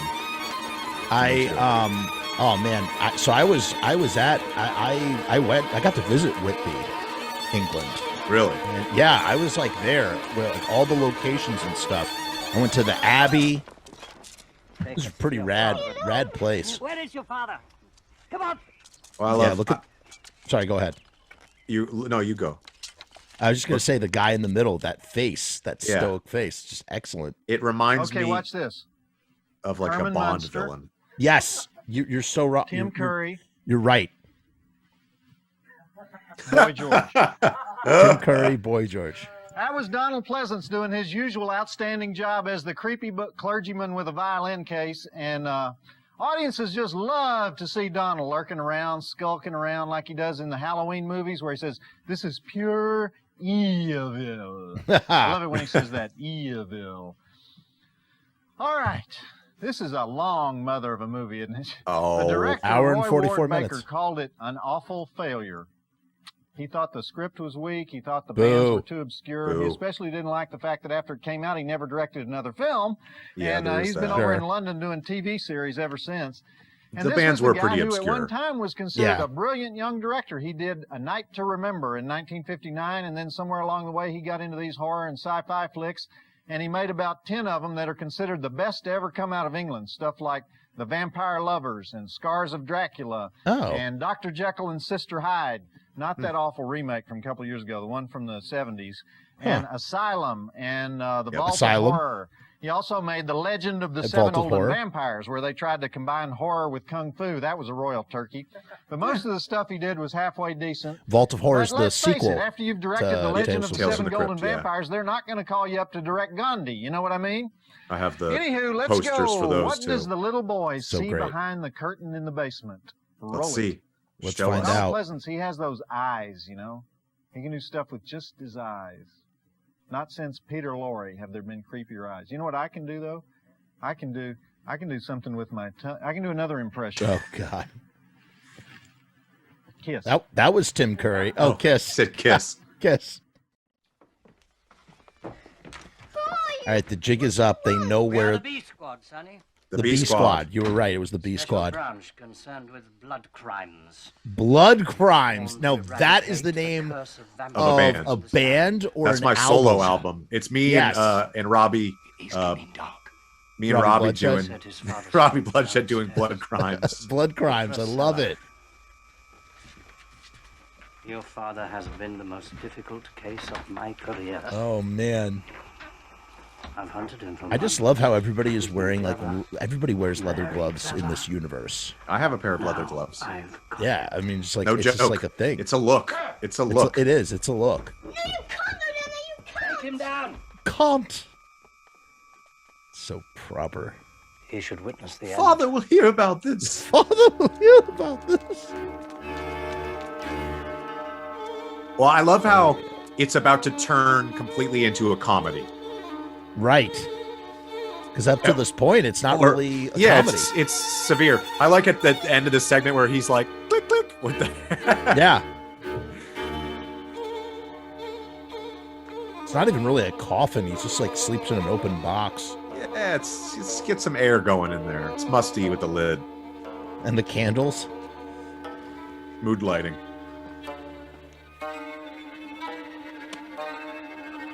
Go. All right, get the tools of the trade out. Music I would to tame the wild beast. Oh! I would love to have any prop from this movie, Right. but having a violin case that opens up with Fuck a yeah. fucking stake and hammer, especially Hell from this yeah. movie, would be epic. Thoroughly agree. Oh! You notice all the Foley in these old movies, too. Is so... Tip-tappy. Yeah, but what's the word? Robust. Oh, yeah. Very pronounced. It was like... It's so good. Okay, for those who haven't seen the movie, it's about to get cheeky. Yeah. What a great little bit of karma right there. Yeah. I bit deep. Yeah. They're all like, what do we do? Yeah. Stand there, get an ambulance. You'll need more than an ambulance. Oh, shit. My husband didn't just... You have to be whistle a staked by your refreshment. own men. He bit deep. He bit You know deep. what that means? You are one of his kind now. Because in the opening By your own segment, men. Vincent Price is like, "Hey, I didn't bite you that deep. I just, Yeah. just drank took a little blood." He's little right, taste. Yeah. The virus is in you. Oh Come no. the night, you'll be on the rampage. We'll have to do our duty, sir. Tell me that, Sergeant. Oh, now we have more compassion, don't we? Departmental legend, head of the Bleeny. Why, I've staked over 2,000 2,000 vamps. You can't mean. Oh. Sir, you wouldn't want us chasing you through the underground, sir? Wouldn't be respectful, sir. Wouldn't be respectful, sir. Wait, what? This is my favorite part of this segment, the tap. Now, if you could just see your way to laying out nice and flat like, well, there'll be old doings through your ticker in the jiffy. Where would you be most comfortable, sir? Now! What a baby. Yeah. Dude, you're a vampire now. Like, you really need to, like, run away? Like, fuck him up. Yeah. Which side are you on now? This is pretty great. When I was in elementary school, I got in trouble with my dentist as a little kid because I was trying to file my teeth. Oh, my God. That's nuts. And he was like, "Are you grinding your teeth?" And I said, "No, I wanted them more pointy." You know, when you're like 9, you don't have a filter Sure. to say, "I shouldn't tell the dentist this." Yeah. And he was like, "Yeah, don't do that. That's bad." So my teeth are like, you never Slightly just the vampirish. slightest little like 8-year-old with like a nail file. Did it hurt when you were doing it? No, because I probably made all of 5 passes on each side. You know. Still want to be a They vampire. put the though. pennies on his eyes. Did you see that? Yeah, it's for the ferryman to cross the for river ferryman. Styx. Yep. Yeah, That's right. That's right. Pay the because toll. you know that's a real thing. Of course. Of course. It's like they're like trying to figure out that this was a bit. The director was this like, is a "Yeah, bit. do a whole bit about this fence because we really need to see you struggle. The episode is over, but we need to have you do this little bit with the Comic little relief. fence." The comic relief. I mean, yeah. Sorry, go ahead. I was to say I didn't know when to interject with this. I am wearing a Monster Club T-shirt. Oh shit! Where did you get that? Okay, so this is the first and only, I think, officially licensed Monster Club shirt. and it was manufactured by my good friends the Ghoulmores at a company called Creepsville 666. That's Creepsville with a K. Who owns the license at this point? Well, this is through the Price estate. Wow. Probably because it's his likeness, and I'm Right. sure you can just put Monster Club on it. It's Sure. not like the director or whatever is going to come after you. They're all long since deceased. But true story, when the owners of this company told me they were making a Monster Club shirt, they showed me the test pressing or whatever it's called of this shirt, which looked a little different, which they kept. But they called me to the warehouse when the shirts arrived, and this is the first shirt to come out of the box. Number one. I'm number one. I'm nerdy. How nerdy I am. I always felt A steak-proof West. Yeah. I love that it ends on a happy ending. Tomato ketchup. Tomato ketchup. Everything's all good now. Dad's alive. He totally. One thing you must learn in life, my darlings, is cannot be too careful. You cannot be too careful. It's true. Yeah. I was trying to listen. I was like, what was the life lesson here? There we go. Ah, the old steak-proof vest trick. And speaking of slimy, antisocial, creepy people, it's time for our weekly visit to one of America's finest penal institutions. It's time for Joe Bob's Jailbreak. And to help me out, here's the TNT Mail Girl with our letter of the week. Oh, God. Oh, Who are you boy. supposed to be? Look, don't make any comments about this. They made me dress up like this tonight. Well, I think it's kind of cute. You do? Yeah, How many You have a mail date on girls New has he Year's had, Eve? you think? of course. I think 3. Well, dump him. Three. He's not right for you. I think. Here, why don't we read the letter? It's from I think there were two Byron women S. of For Iowa Monster State Club, Penitentiary. Monster Vision, All right. Right. and then Darcy, Dear Diana Prince with Joe Bob, Last Drive-In. you seriously need to have a conversation with your editing department and have them stop butchering the films. Sitting here watching Friday the 13th, your editors have made so many cuts that movie sucks. Especially when you've seen it before and know what's Cuts. supposed to I mean, take if you place. look at And the I original, bet you've it's seen not, it before you know, quite a few yeah. times, Byron. it's already TNT cut. is getting about as sorry as USA Up All Night, whose films are so hacked up I just give up on it. These movies which you put on late at night shouldn't be a problem, providing you forewarn the viewers' contents of adult theme and nudity and violent material. Damn, Joe Bob. I mean, being a state prisoner and all, my comments might go unheard. But let me say this. This is the late 90s, and we're moving upon the 21st century. Ah, Hell, the 21st NBC, century. or that network which carries NYPD Blue, whatever it is, and the Fox station is more explicit than the TNT network. This Your broadcast station is takes the good 25 movies years and old. destroys them Wow. on the editing table. So 97? Stop the butchering. Yeah, yeah. Cordially sick, Byron Big Stew S, number 402272. Well, Big Stew, I appreciate your comments. Now, normally I'd agree with you 9,000%, but you're not remembering Friday the 13th right. Those were fast cutaways in that movie. They Yeah. teased you by making you believe you were going to see a lot more than you did see. So we true. really don't mess with it that much. The main thing we did, we removed that part where the spear comes up through Kevin Bacon's chest. Boo. You see Kevin Bacon post-spear, but not in the process of being speared. Right. You also see him pre-speared. What do you think, honey? Should we allow I more mean, it's violence very in the light. movies? It's very No, light I to be hate able. that stuff. Makes So- me sick. There you go, Big Stu. See, we got that That's a female Savini? element thing. Yeah, Was that that's Tom Savini. Show too Savini? much, these gals. Shockingly. Anyhow, I appreciate. I you think it was writing. just We have a heavily captive edited, Audience. I right? should mention that the It Iowa must State have been. Penitentiary has been there since 1839. It's located in Fort Madison, Iowa. Population about 13,000. And that's where that's kind of the jumping off place between Illinois and Missouri, you know, where all three states there come together. They've got 550 inmates. They got a few lifers, and they don't have Is the he death penalty serious? in Iowa. And the preferred work Yeah, I would detail assume so. is working in the field. I would Can you assume believe he's that? giving us Critters factoids. used to hate working in the fields. Now they have to work up to that job. They want those jobs. Anyhow, Stu, remember, free your mind and your butt will follow.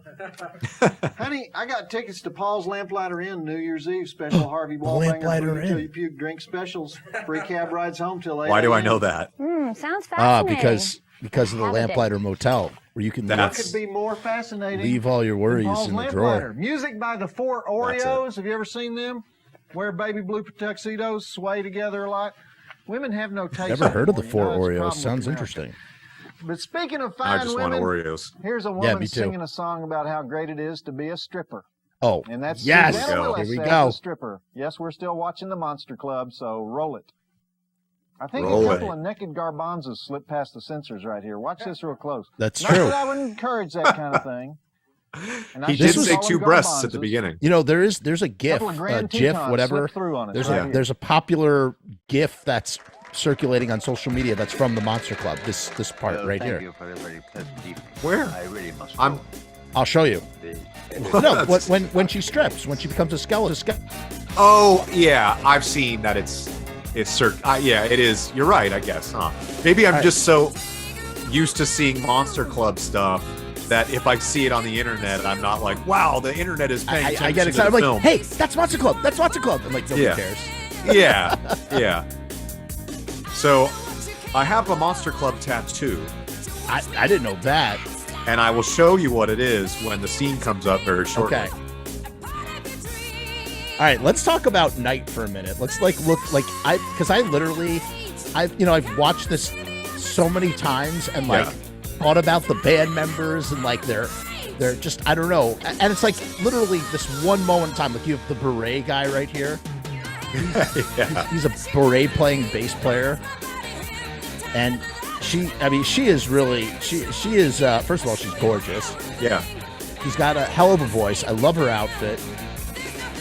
And then this guy over here, I always picture the guy in the pink with the glasses on. He's kind of got the new wave vibe going. Yeah. I just always assumed that he's like the Chris Stein to her Blondie. Correct. And I think that's the reality of it. I think he Really? was the core band member, as well as being the lead guitar player. Okay, that's amazing because that's just I like went the down vibe a rabbit hole on Night about 5 or 6 really? years ago and tried to dig up as much stuff about them as I could. I And the really sa- should check out some of their other songs. Their stuff's, I think, on streaming, or at least on really? YouTube. Yeah, at least on YouTube. I think they had 2 records, and then she became either she went solo or she became a highly sought after backup singer for much larger artists. I feel like the drummer, he's just like he's like a fill-in drummer. He's like just like a no face. And then the bass player is like just Beret Man. Who is Beret Man? He's got a beard and a green shirt. Yeah, and he's like wearing a beret, doing backup. It's great. And then you have this guy too. Maybe he's a fill-in too. I don't know. See, I think that guy's the same guy in the B.A. Robertson clip. Whoa. All right. I mean, I don't want to interrupt the song, but I'm gonna have to like look into that at some point. So this might arguably be one of the greatest parts of the movie. Oh, hands down. And then I'll show you in a minute, but this is leading up to the section of what I have tattooed on me. And that's probably what's also that's the GIF on social media, the skeleton, right? Yes. Yeah. So she's a stripper, like the song implies. Right. But what happens when you run out of clothes to strip? That's right. This is obviously accomplished with some animation, and it's just awesome. Kind of reminds me of Creepshow 2, same animation. It reminds me of Creepshow 2. Also, lovely bone structure. It also reminds me of like Fantasia or something like that. Yeah, a little bit. Oh, this is so great. This is it right here. Yeah, this is totally Creepshow 2. Very. I mean, same time era. Yes, very true. And the dude's eyes pop out right now. And I don't think you can see it very well, but there's the stripper's head. That's her body. awesome. I can sort of see it. Once again, you're gonna have to send me I'll send you a picture. Send me a picture. Beautiful bones. Beautiful bones. Beautiful bones. Let's see that stripping. It's awesome. Yeah, I'm a nerd. What do you want? No, it's great. I love how John Carradine, he's just like sort of like going with everything that he's seeing, like not like freaked out that there's like a skeleton lady. Well, I feel like as the horror writer, he's probably soaking it in. Right. Good point. He is our Chetwynd Hayes. And he's like, oh, I got brought in by this vampire. I'm at the Monster Club. It's not like he's going to get, he's not going to be like, oh my God, look at that one. He's like, all right. By the way, notice the Night logo. Yeah, on the drum. On the drum head.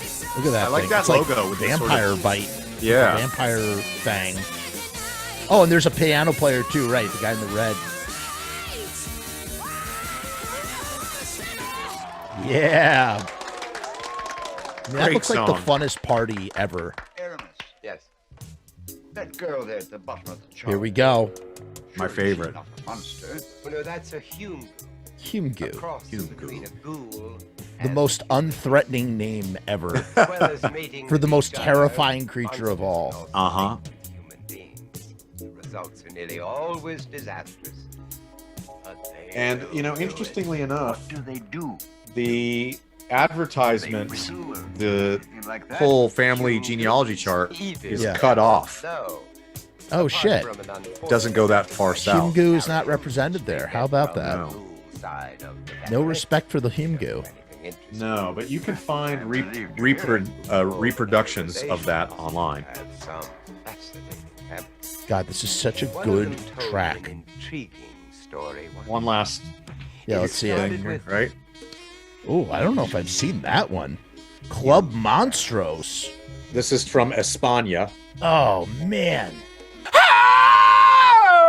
Hey guys, what's going on? It's Jeff. So I've decided to make a Patreon. What is Patreon? I don't know how to define a Patreon. Let me look it up.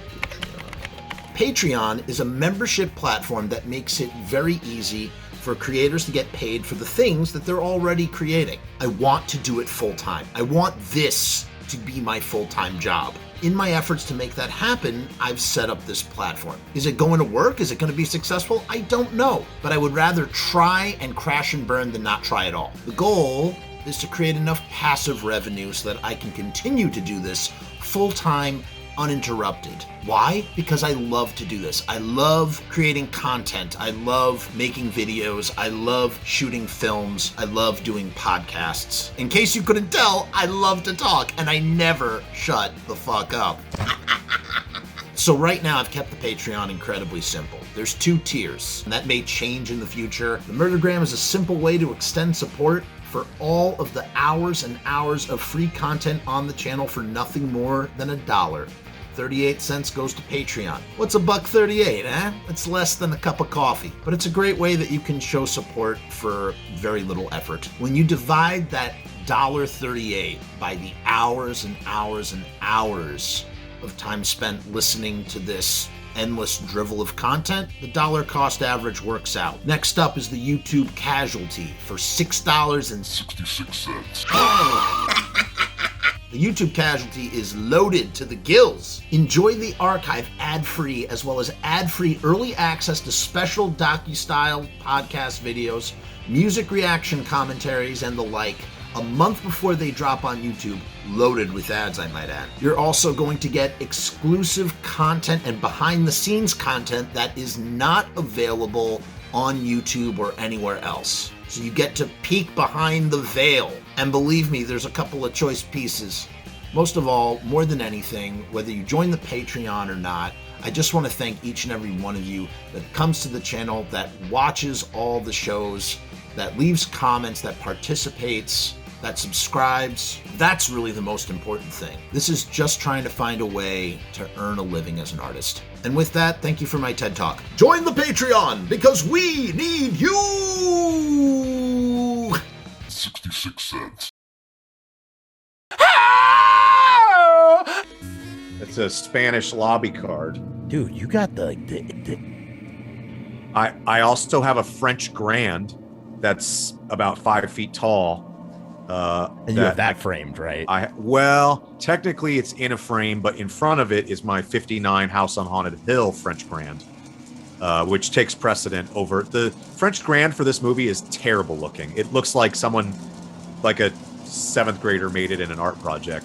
And then I have the sort of famous British quad version with this artwork that's framed in the kitchen as well. That's the best artwork. That's my favorite. Such great art. Oh, it's so good. Contemplated getting this Vincent Price tattoo right there, tattooed on me, and I probably will eventually. Real quick about what we're seeing right now. This is something that I dare I say this is one of the first time it's done. Yeah. Where it's like we start in the movie and then we cut and we're on a sound stage and they're making a movie. You know? Did they do this with was this sort of thing done in Wes Craven's A New Nightmare, or was it? Yeah, for sure. Yeah, that's in A New Nightmare, but that's like 14 years later. Yeah, oh, of course. But I mean, like, since then, I can think of a ton of movies that did this. Scream, Pet Sematary 2. Pet Sematary 2. Yep, beginning of Pet Sematary 2, same thing. Is there But one? Is there I can't think of Scream a single sequel? movie. Maybe no. Okay. Well, what's wrong with this? But I can't think of a single film that does this before. And obviously he's location scouting. This actor's in a bunch of stuff too. The guy with the cigarette holder, our protagonist. He's in a ton of stuff. Surrounded by a motorway, a power station, and a group of five-star Yeah, what is hotels. he in? He's in a ton of stuff. He's an American actor. Obviously, he's the only American in this weekend besides John Carradine. Let me consult the. He's drives a Porsche. Porsche. And he's going to what's the name of the town? It's Ghoul Town. What is it?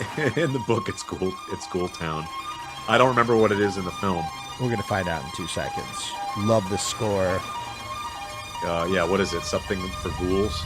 Yeah, it's ghouls galore. Yeah, I think it's Ghoulville or something. Hillington? Dude, just use why aren't you just using Waze? I mean, yeah, bro. At least use your iPhone. Look at your eyebrows too. That dude's eyebrows are gnarly.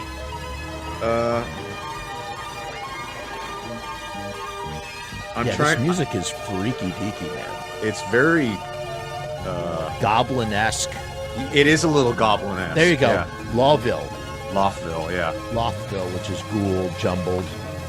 Oh. And it takes you go into the mist and you're transported to basically another time and dimension, sort of like another place that's not on the map. That character's name? I forget, man. But I'm curious to know what else he's in. He's probably he definitely is in a bunch of stuff. I've seen him in other stuff at least. Yeah. I mean, this one is actually genuinely terrifying. This is scary, yeah. This is a scary one. And my favorite. He's driving into the fog right there. I mean, that is freaky, man. Why would you drive into that fog? Like, what's going through your head, bro? Well, he's location scouting for a horror movie. That's true. If I saw that, I would be like, I'm going that way. This is good point. This is where I'm going. You're right. Bet you didn't expect to see Stuart Whitman in that picture. Stuart Whitman. Has such a classical he's gonna break it down for us right now, I bet. Stuart was one of those actors who didn't really have a trained voice, didn't really talk like a Shakespearean or anything, but he was kind of a name in the B-movie world, as we discovered a few weeks back when we showed the classic giant killer rabbit movie, Night of the Lepus. Anyhow, Vincent Price once said that he thought his career was over in the mid-50s because actors like Marlon Brando and James Dean came along, and for the very first time they could just mumble and speak in their normal everyday accents, and people loved it. And meanwhile, Vincent Price and John Carradine and their friends like John Barrymore and Errol Flynn, they'd spent years developing their voices and their mid-Atlantic accent. Yeah. So anyway, Vincent Price made this decision that he would just stick to costume pictures from then on because he saw the future of movies, and it didn't include people who talked like he did. In fact, Vincent made a very famous film in 1953 called House of Wax. Yeah. It was kind of the beginning of his whole horror film career. It was in 3D.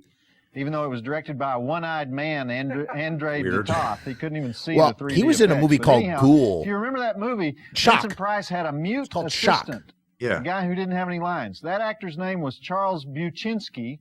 He never trained his voice either, so he couldn't speak in that picture. We know him today as Charles Bronson. So, how'd I get off on that? Anyway, back to the movie. Stuart Whitman needs a creepy little village to make his movie in. So go. Shock was in the 40s, starring Vincent you guys Price, remember and when that was Vincent Price horror. Was the art spokesman for Sears? You could also had buy a cookbook. paintings for the home at Sears, and the painting would have Vincent Price's review on the back of the painting. He was an avid art You don't collector. remember that? What's wrong with you people? God, You hate he'd art? be one of the people that I'd want to have lunch with, dead or alive. Oh He'd my be God. I met his daughter a few times, Victoria, and Yeah, tried she's not really- to She's done nerd a lot out for his legacy. Yes, but she was so cool.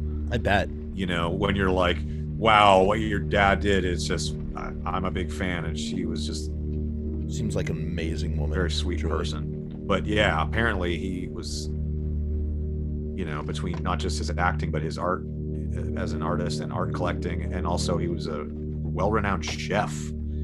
I have a massive cookbook. This cookbook from him. Yeah. So look at this town, which is obviously a set, but like, I mean, it's a creepy town. Great looking set too. Yeah. Super atmospheric. Look at these tombstones. Oh yeah, I forgot. We get literally the most like terrifying flashback sequence ever. That's literally just composed of pictures. Notice all the empty graves here that in the stage. But what a clever way to do it. Oh, perfect way to do it. Like, give me that movie. I want that movie. Yeah. You know what I'm saying? Anyone here? Anyone here? Is this a hotel I could like sleep in? Like, what the fuck? Innkeeper? Innkeeper? Here he is. There's the guy. Yeah. That he's in Clockwork Orange. He's and the writer, stuff. right? He's like the novelist. And he's in Tales from the Crypt. Yes. And he looks like he doesn't have any teeth, so it'd probably be really hard to like You eat see, you. I'd like to use this village for a film. He's like, what the fuck is a film? Film for cinema. He's like, I don't know what the fuck that is. Well, whose permission do I need? Who runs things around here? The elders. Round Yeah, he's got no teeth. the elders. Yeah. How do I contact them? They'll be here. He'll be here soon.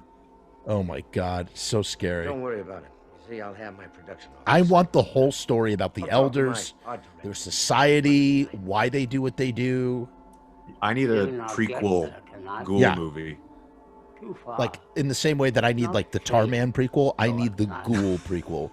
A Tarman prequel. I wrote a Tarman prequel. I'm not even kidding. I have Did you really? Yeah, I wrote.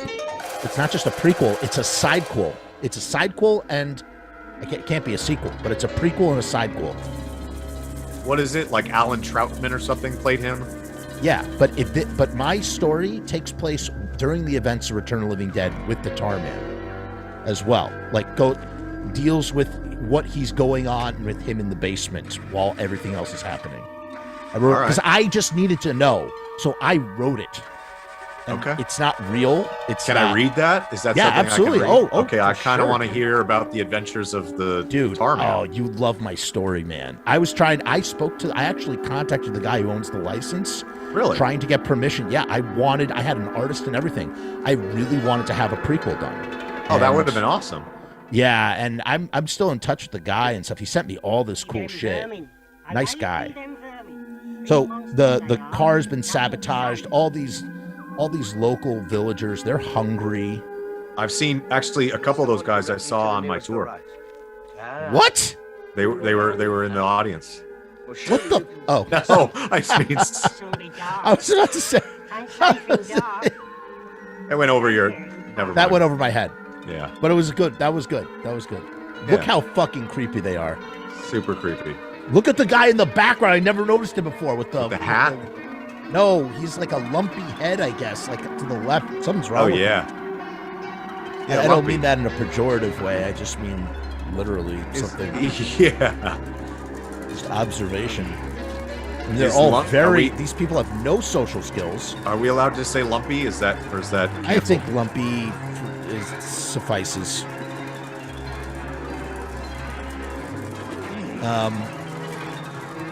I mean, that is really claustrophobic, and it's like they don't even know how to they don't know how to be friendly to people at all. Oh, that's scary. Imagine this being remade today. Rob Zombie might do a good job with this one. Yeah, I would love to see in that. Yeah, who else? Who else would context, you? I would love to see a Rob Zombie anthology film. Okay. rather than 2 hours of just Sherry Moon. Sherry Moon. Rob Zombie's remaking Jaws. Sherry Moon. Shark. I saw that meme. I thought that was so funny. They're nice people. I just yeah. I've not got nothing. It is what Rob it is. Zombie. It is what it is. Here's the she's the girl that he makes friends with, and it's kind of like a paternal relationship, I think, a little bit. This character, her character reminds me of what we see in People Under the Stairs with very much. I can't remember the actress's name. Yeah, you're on the money there. Which, by the way, is a fucking incredible movie that does never 10 out of 10. About. 10 out of 10. 10 out of 10 People Under the Stairs. I feel like $1 million. Yeah, I can quote the shit out. Gonna kill you. I can quote. I love that. Movie Like anytime he has to hunt someone, he has to get in that S&M gear to go do it. Just kink. In his own. An hour in my car would take you to a big city. And they're cannibals. Like it's crazy. You should do another one of these and do People Under the Stairs. Don't you dare say that, because I will make you come on here and we will fucking. I'm in. I don't know that people want to hear me talk about another movie, but if you do it, I'll do it. I'm totally. Let me do a YouTube test. If I could get away with that, okay. I would absolutely do that. It's been a while since I've seen it too. It's been about. That's a movie I watch once a year. It's probably been a year. Yeah, I heard that Jordan Peele is doing a remake. I heard that too. They were going to remake it before he came into stardom. I would like to see what he would add to it. I'm 100% in. I'm a fan of his work. Yeah. So by the way, what's going on right now? She's explaining how they basically dig up dead bodies and eat the meat and they're use ghouls. Yeah, they're talking about like boxes. This is the ghouls' night out. This is the ghouls' night out. Yes. Suffer unto me. Suffer unto them. Yes. Yeah. And they're like, boxes are good for everything. They're good for wood. They're good for eating. They're good for clothes. Yeah, that's why they're all wearing. My mom went in a box. My mom went in a box. Yeah, they're all wearing funeral outfit, or what you'd be buried in. Right. There is a really super serious, super horrifying version of this movie, like feature-length version of this movie, that has never been made, and I was like, got killed to see. I was like, wait, what's this movie called? Oh yeah, somebody needs to make a feature film of this, just of this alone. Yeah, this segment, but R-rated. Fall down if going there. Fall down if going there. Yeah, and her English is broken because she's not very educated, and she help you. For whatever reason, she's just got a good heart, and she wants to help the dude get out of there. And here's what's interesting. So he runs out, great music, everybody's all weird. He could just kind of push past them.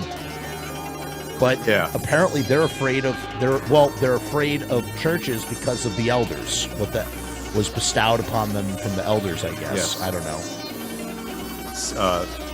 Sacred, sanctified, whatever, holy ground. They won't go near it because it's a church at all. There we go. It's a safe place, full of cobwebs.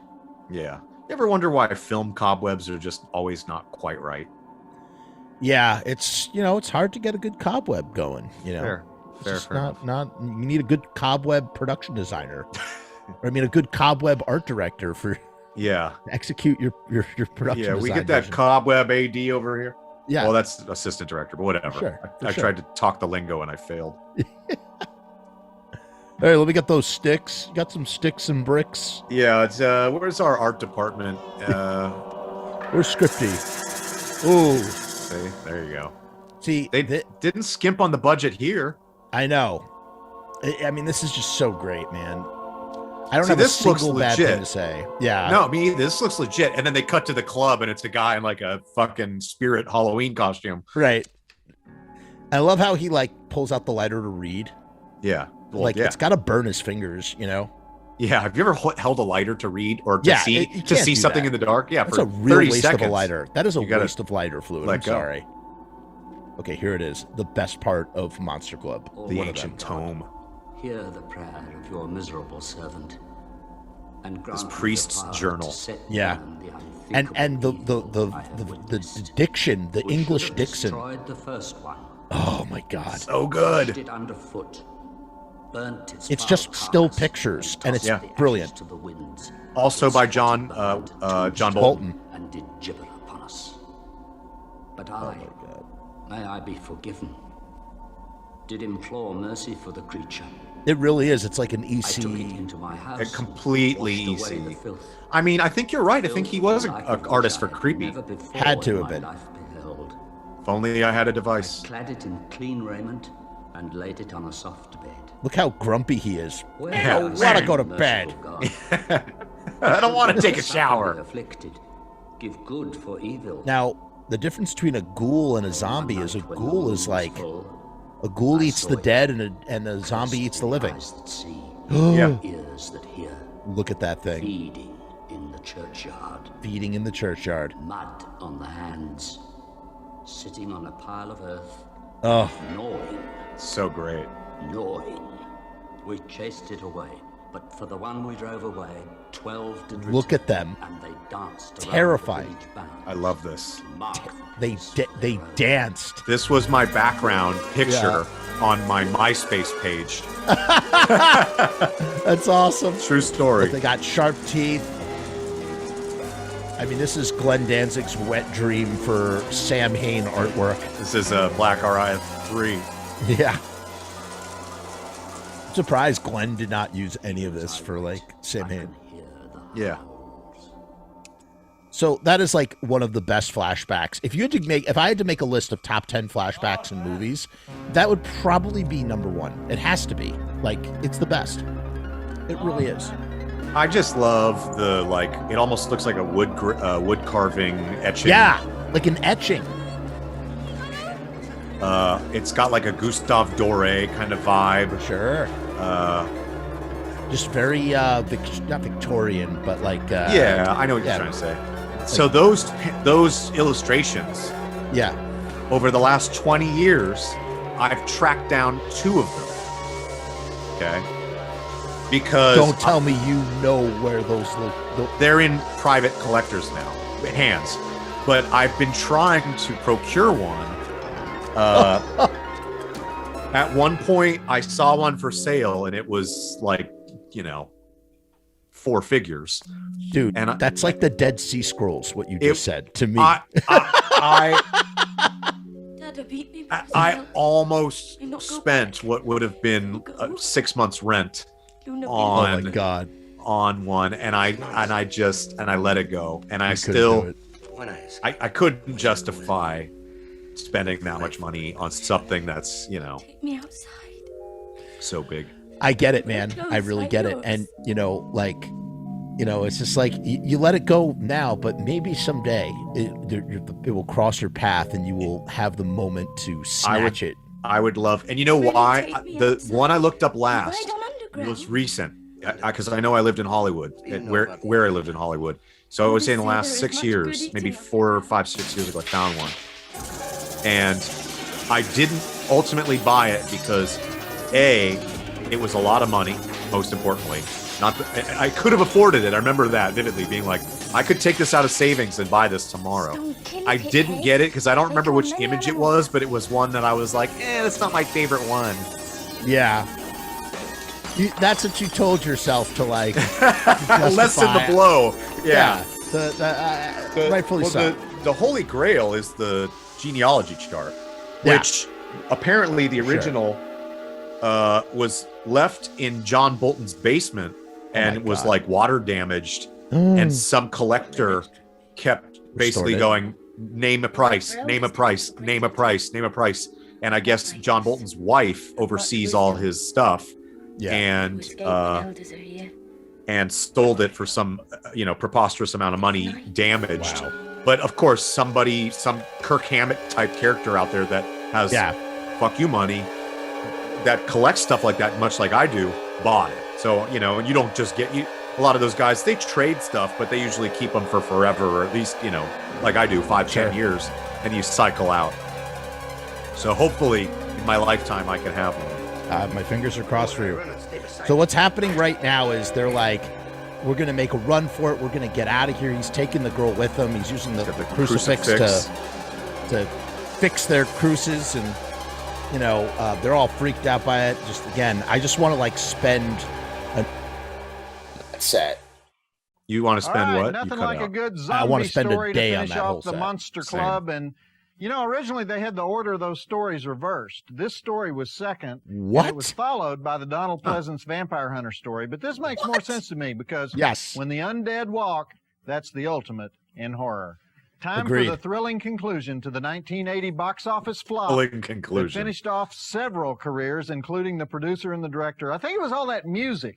You just kind of go to sleep when the musical numbers start. Not. Anyhow, here it is. No, Joe Bob. the Shut end up, Joe. Of the Monster Joe Club. Bob, you're And wrong. We'll follow that up later tonight with the Roman Polanski classic, The Fearless Vampire Killers. Okay? Another Roll movie. it. Yeah. The poster I have. Milton That's a good poster. Subotsky. Great poster. He's Great the artwork. producer. I just like to say his Oh, I have name. some of that Milton tattooed on me too. Subotsky. That was Did a lot of good funny. stuff. That was The House made That Dripped right before the Blood, Manson murders, Tales from and the then he Crypt, made Macbeth right after. Asylum, And if you look at the Torture tone Garden. of those two movies, Unfortunately, his name was I never thought about it like that. Milton Subotsky. well, I mean, Fearless Vampire Killers is like a fun comedy. Yeah. But I mean, I never Macbeth thought is, about like, it like brutal. him going from the film before his wife is murdered and then after. Yeah. I mean, I don't know what he made in between. Oh, he made Rosemary's Baby in between the two, right? Roughly. I mean, I'm not sure the chronological Yeah, order. so 67, 68, 71, I think it is. Wow. I was just gonna say, yeah, you know, late 60s. Like they're throwing rocks like they do to break the rabbit's neck. Once again, foreshadowing what. Yeah. Well, I watch the rocks bouncing off the ground they're throwing. Yeah. Like trips for no reason. Dude, use your crucifix, man. Totally. He like I'd be leans it against the branch. I'd be swinging that thing like a battle axe. Yeah, dude. Like, "Ugh." It's like old people too. Like they could just take out the old people with the crucifix. They're like, oh god, go around. There's the rocks Yeah, bouncing. they're throwing like tennis balls. Yeah. They're like those prop rocks made out of like styrofoam. Totally. Elder's maid. Look. Oh man, so sad. She makes it through the mist. We're like, what? What is that? It's got the sling. Yeah, slingshot. David and Goliath. Yeah, but I mean, would that really break her neck?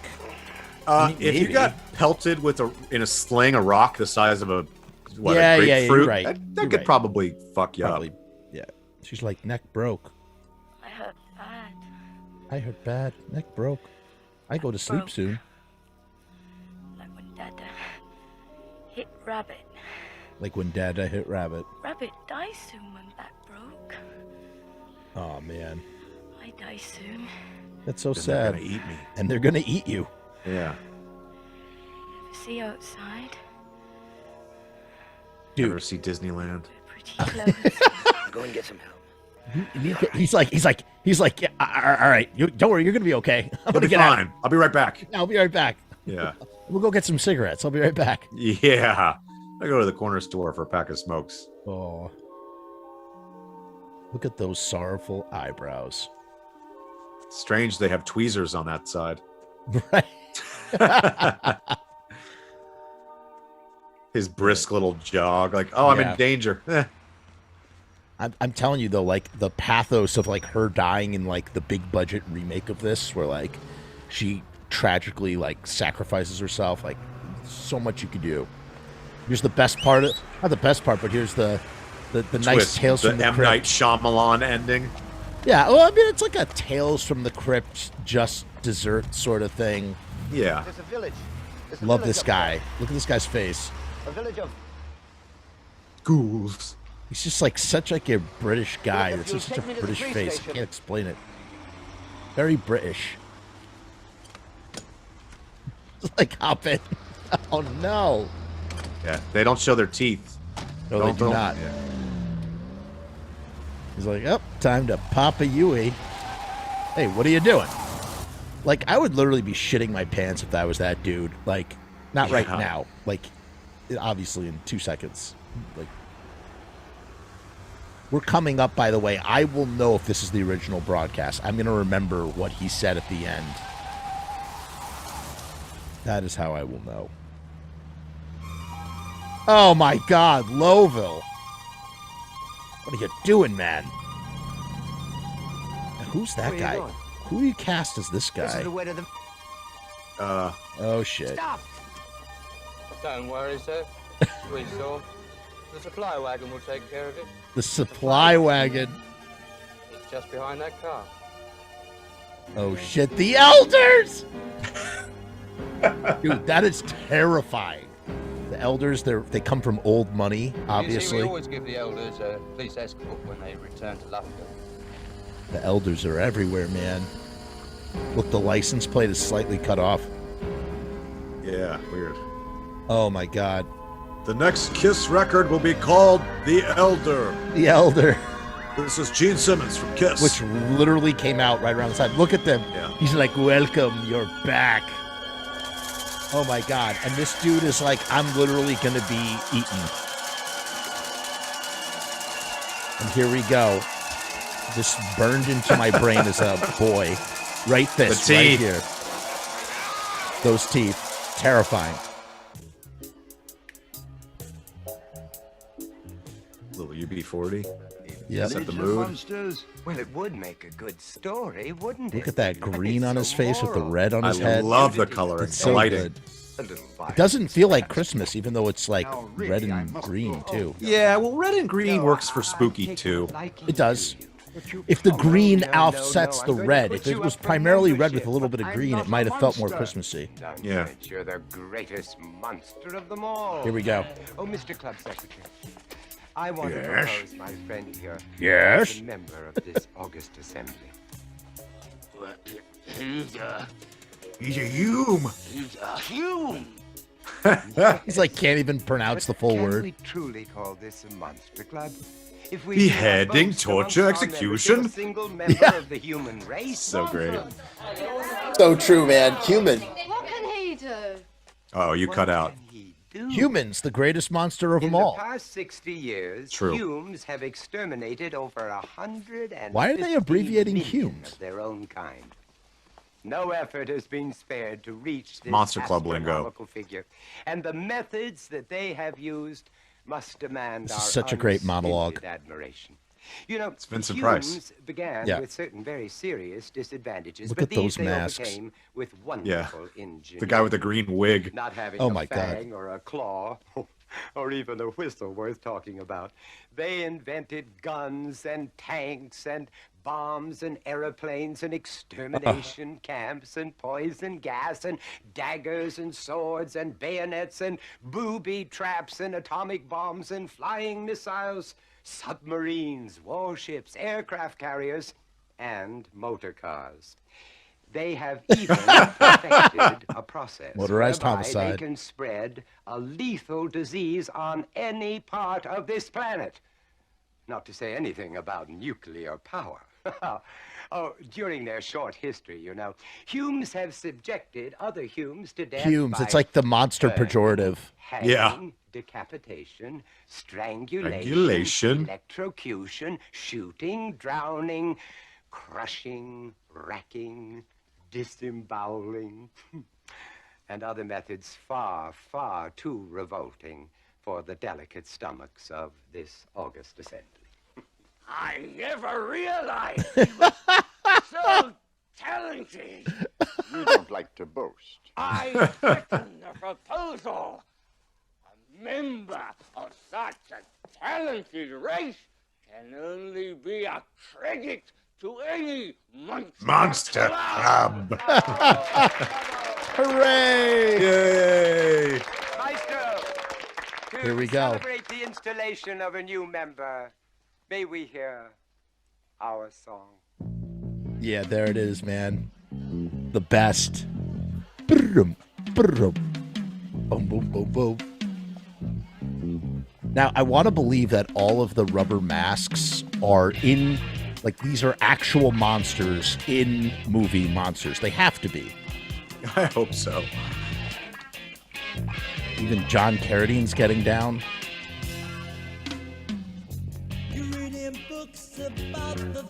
I love it so much. I love that it's a reggae song, too. Yeah. Thanks for the memory. As And that's the band, man. Like Yeah. that, they have not. I mean, that's the band from the '60s for the most part, I think. Such a good track. I just love this. Yeah, just like Vincent Price is dancing with this lady. Look at that face he's making. You've heard his monologue in that Alice Cooper song from Welcome to My Nightmare, right? I don't think I ever have. I got it now. I got to check that out. Oh man! Do yourself a favor and just listen to the whole Alice Cooper album, Welcome to My Nightmare. It's a concept album. What year was that made? 75. Okay. Is this still the band or is this That's solo? the debut solo album. Gotcha. I love his face. I love his squinting eyes. He's really in it. I like the backup vocals. Eyes open wide. Yeah, that's great, man. Oh. Really good. And then all the masters cut a rug right now. Right now. Ready? Look at that pink shiny jacket. Ready? Yeah. Yeah. Oh, we get the close up of the mask. Everybody's doing their freaky dances. Yeah. Love these vampire chicks. Oh, I love this. Right now. I love this dance. Look, he spins around. Cyclops eye spins around like that. This is like the cantina scene in Star Wars. Yeah. Okay, comment of the night goes to Ace with that. You win, Ace. You win.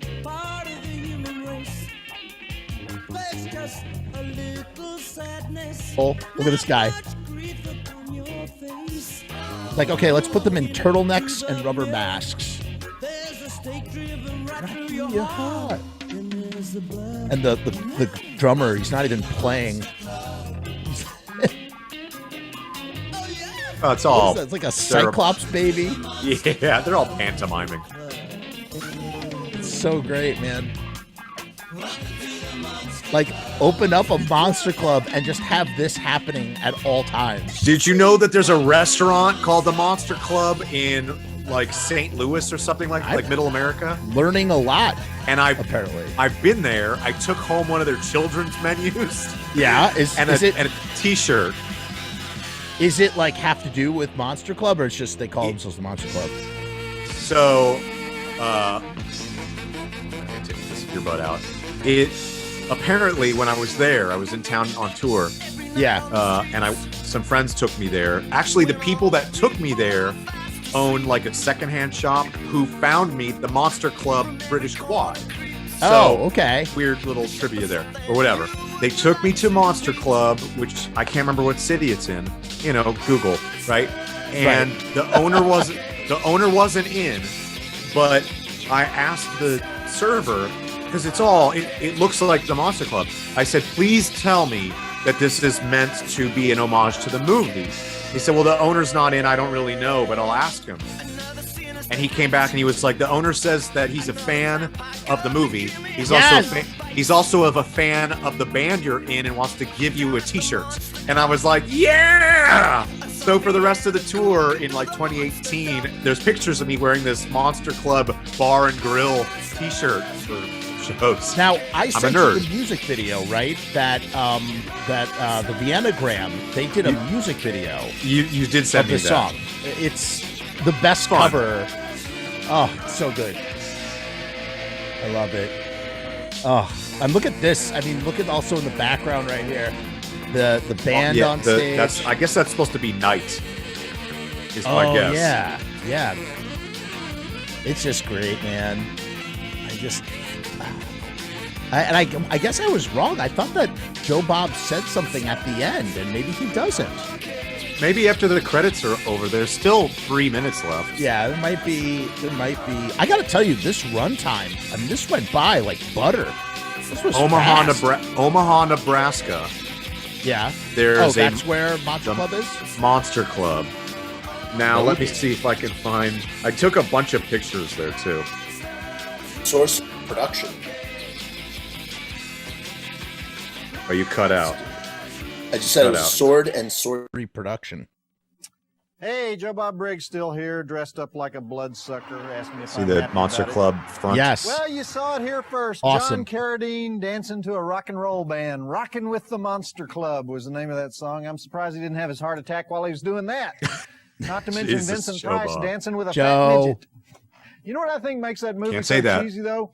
It's Yeah, all Joe. those bad Halloween masks. I mean, it's not really monsters. It's a bunch of lamos in Halloween we masks. just decided in Not movie nearly as lame as this they're stuff. monsters. All right, we're going to follow that up with a very different movie coming up on Joe Bob's Last Call. But first, I want to remind you that next week we're starting off 1997 on MonsterVision with one of those cute little double features that the crack TNT programming department likes to come up with from time to time. So I we was have The Fly, followed by 14. The Swarm. I was We're showing the Jeff 11 or Goldblum 12. Fly from 1986, not the Vincent Price Fly from 1958. Aw. And it's one of the greatest insect horror flicks ever made. It is. Unfortunately, it is. The Swarm is one of the worst insect horror Terrible. flicks ever made. Remember the Terrible Towering film. Inferno and Airport and Earthquake, all the great disaster movies of the 70s? Well, The Swarm was supposed to be the next great disaster movie of the 70s about these killer bees taking over Texas, but instead it was just a disaster movie, if you know what I mean. Anyhow, we'll have a little fun with it next week right here after the basketball game, around about 11 o'clock Eastern, 8 Pacific. Right now, though, we're going to watch the Roman Polanski masterpiece from the 60s, The Fearless Vampire Killers. And actually, a lot of people say it's a masterpiece. I'm not an enormous fan of it myself, but you decide for yourself. This thing didn't show on TV for about 20 years due to the Charles Manson murders. It just gave people a weird feeling to see Sharon Tate, who was Manson's most famous victim, being a victim in this movie. But it's one of the weirdest blood-sucking movies ever made. Roman even gave himself one of the lead roles in it, kind of a vampire horror comedy. Anyhow, I want to get the thing started because it's long. They picked the longest night to make me dress up like this. But this movie just goes on and on and on. It's kind of like a vaudeville vampire movie. You'll see. Anyhow, I'll give you the drive-in totals at the first break, and we'll have the mail girl back on a little later. There's still a whole lot more stuff coming up on Joe Bob's Last Call, starting right now. Roll it. Meow. Isn't it fun every time Charles Manson comes up for parole? You know, he goes before the parole board and says, "Yes, I am Jesus, so let me out." And then he's surprised when they don't let him out. Charlie, if you're watching, I'm not making fun of you. You know, you got to be careful. We got a lot of guys in Vacaville watch this show. They write letters to me. Talk about my hiney. Whew. So And supposedly, Yeah. supposedly, being an Angelino, being from Los Angeles originally, my parents, my mom moved there from Ohio, and she was like 4, and my dad grew up in the Los Angeles area. My dad's girlfriend in high school, his girlfriend in high school's father is the guy that built Robbie the robot from Lost in Space, and just my cousin's Mark Lester, class of '84, Right. Commando. Yes, this I know. Firestarter. That's awesome, by the So way. there's all these LA things. Supposedly, my grandmother, I can't ask her, she's gone. Supposedly in the 60s, my grandmother worked on a farm, some farm somewhere. Spawn Ranch. Not Spawn Ranch. Somewhere else, but some farm. It might have been in the 50s or the 60s with a very, very young Charles Manson. And I remember her telling me that, like in disgust. And then my sister, who's 13 or 14 years my senior, asking her, I was like, hey, recently, like in the last 5 years, did Grandma Ray ever tell you that she knew Charlie Manson? And she's like, yeah, I'm pretty sure that was legit. So, and like, you know, I'm like, okay, you know, that not quite what I want to be my grandmother remembered for, but interesting, needless, nonetheless. So what's interesting about all of that, and again, like to clarify what was said earlier. So in '67, he made Fearless Vampire Killers, which starred Sharon Tate, as Joe Bob just said. 66, Rosemary's Baby. Yeah. Did I break out there? Yeah, but you're good. You're good. Okay. I just had to. I'm trusting you with this audio thing. I don't know. Yeah. I feel like this is like fucking up. I don't know. Sometimes it's like a filter applies, and sometimes you mute. There, your line was tangible. I don't know what is. It's like something. So I'm connected to a Premix 3 here. That I literally everything I do is through the Premix 3, and then sometimes with Zoom, it'll like drop out. It doesn't happen with Melon. Yeah. But at the same time, Melon won't let us do what we just did. Like what we just were able to do with the video, I can't do that on Melon online. It just will freeze up. It just doesn't work. I purposely prioritized the Wi-Fi to my computer and turned the Wi-Fi off on my phone, and like anything else I thought other than the TV, I really got to start doing that when I go live. Like for real. That's what works best for me. Otherwise, I'm the guy that's like, you know. So right. But so then in 68, he does Rosemary's Baby, and that, you know, shatters the ceiling, makes him, you know, that's like the movie of the new Hollywood era, right? Yeah. And then 69 is when the murders happen. Correct. Which I just watched Once Upon a Time in Hollywood last night randomly. Was it your first time seeing it? No, I'd seen it 100 times, but just we're talking about that era, yeah. and Polanski and Manson, and I just happened to watch that last night. That literally, that's when Polanski is like the number one everything because of Rosemary's Baby. Like it's just like the biggest thing ever. And I really do need to. I've only seen it once in the theaters. I definitely want to revisit it. And then I think in 70 or 71, I had to have been 71. That's when he does Macbeth, which is like just, you know, I don't know if I've ever even seen Macbeth, or at least, you know, I have not seen it myself, but I know its bloody reputation precedes it. It's just considered to be this really grisly, bloody version of Macbeth. And I love Macbeth in general. Like I just watched the Coen Macbeth, which is really great. There's what's that one? It's the adaptation from the it takes place in the 70s in Pennsylvania. It's called Scotland, PA, and it's the story of Macbeth. Yeah. In the 70s, except Macbeth runs a McDonald's like style burger joint, and that's what the King of Scotland is. It's a burger, burger restaurant. Never heard of it. Never would have guessed that. Oh, it's really cool, man. It's a cool adaptation. And Orson Welles did a great adaptation of Macbeth. And there's also there's Voodoo Macbeth, which has never been, there's no film with it. It was a stage production. What Shakespeare, I mean, has been redone. I can't confirm this, but I only saw it one time because it's not really my thing. There's a movie called 10 Things I Hate About You, which is Taming of the Shrew. Taming of the Shrew. Mm-hmm. I remember watching it in the theater, probably on like a date, and being like, "This is a fucking Shakespeare movie." Yeah, you know? Yeah. I mean but that's like, I mean, great. You know, if you want to write something really truly great, just look at something from the past. Like, for example, you know, Sons of Anarchy is just Hamlet, right? It's Hamlet and Sopranos, on motorcycles. So, but yeah, no, it's interesting how that shift for what's his face, Polanski, just, you know. Well, happened. I mean, if your wife was brutally murdered, I'm sure. Oh my God, sure. And I'll tell you something. I never, you know, and I've talked about this with Chris when we briefly have spoken about Manson and stuff. Like I detest all that stuff. I just like when I found out, like when I truly like, I did a deep dive and like, you know, learned the details of everything.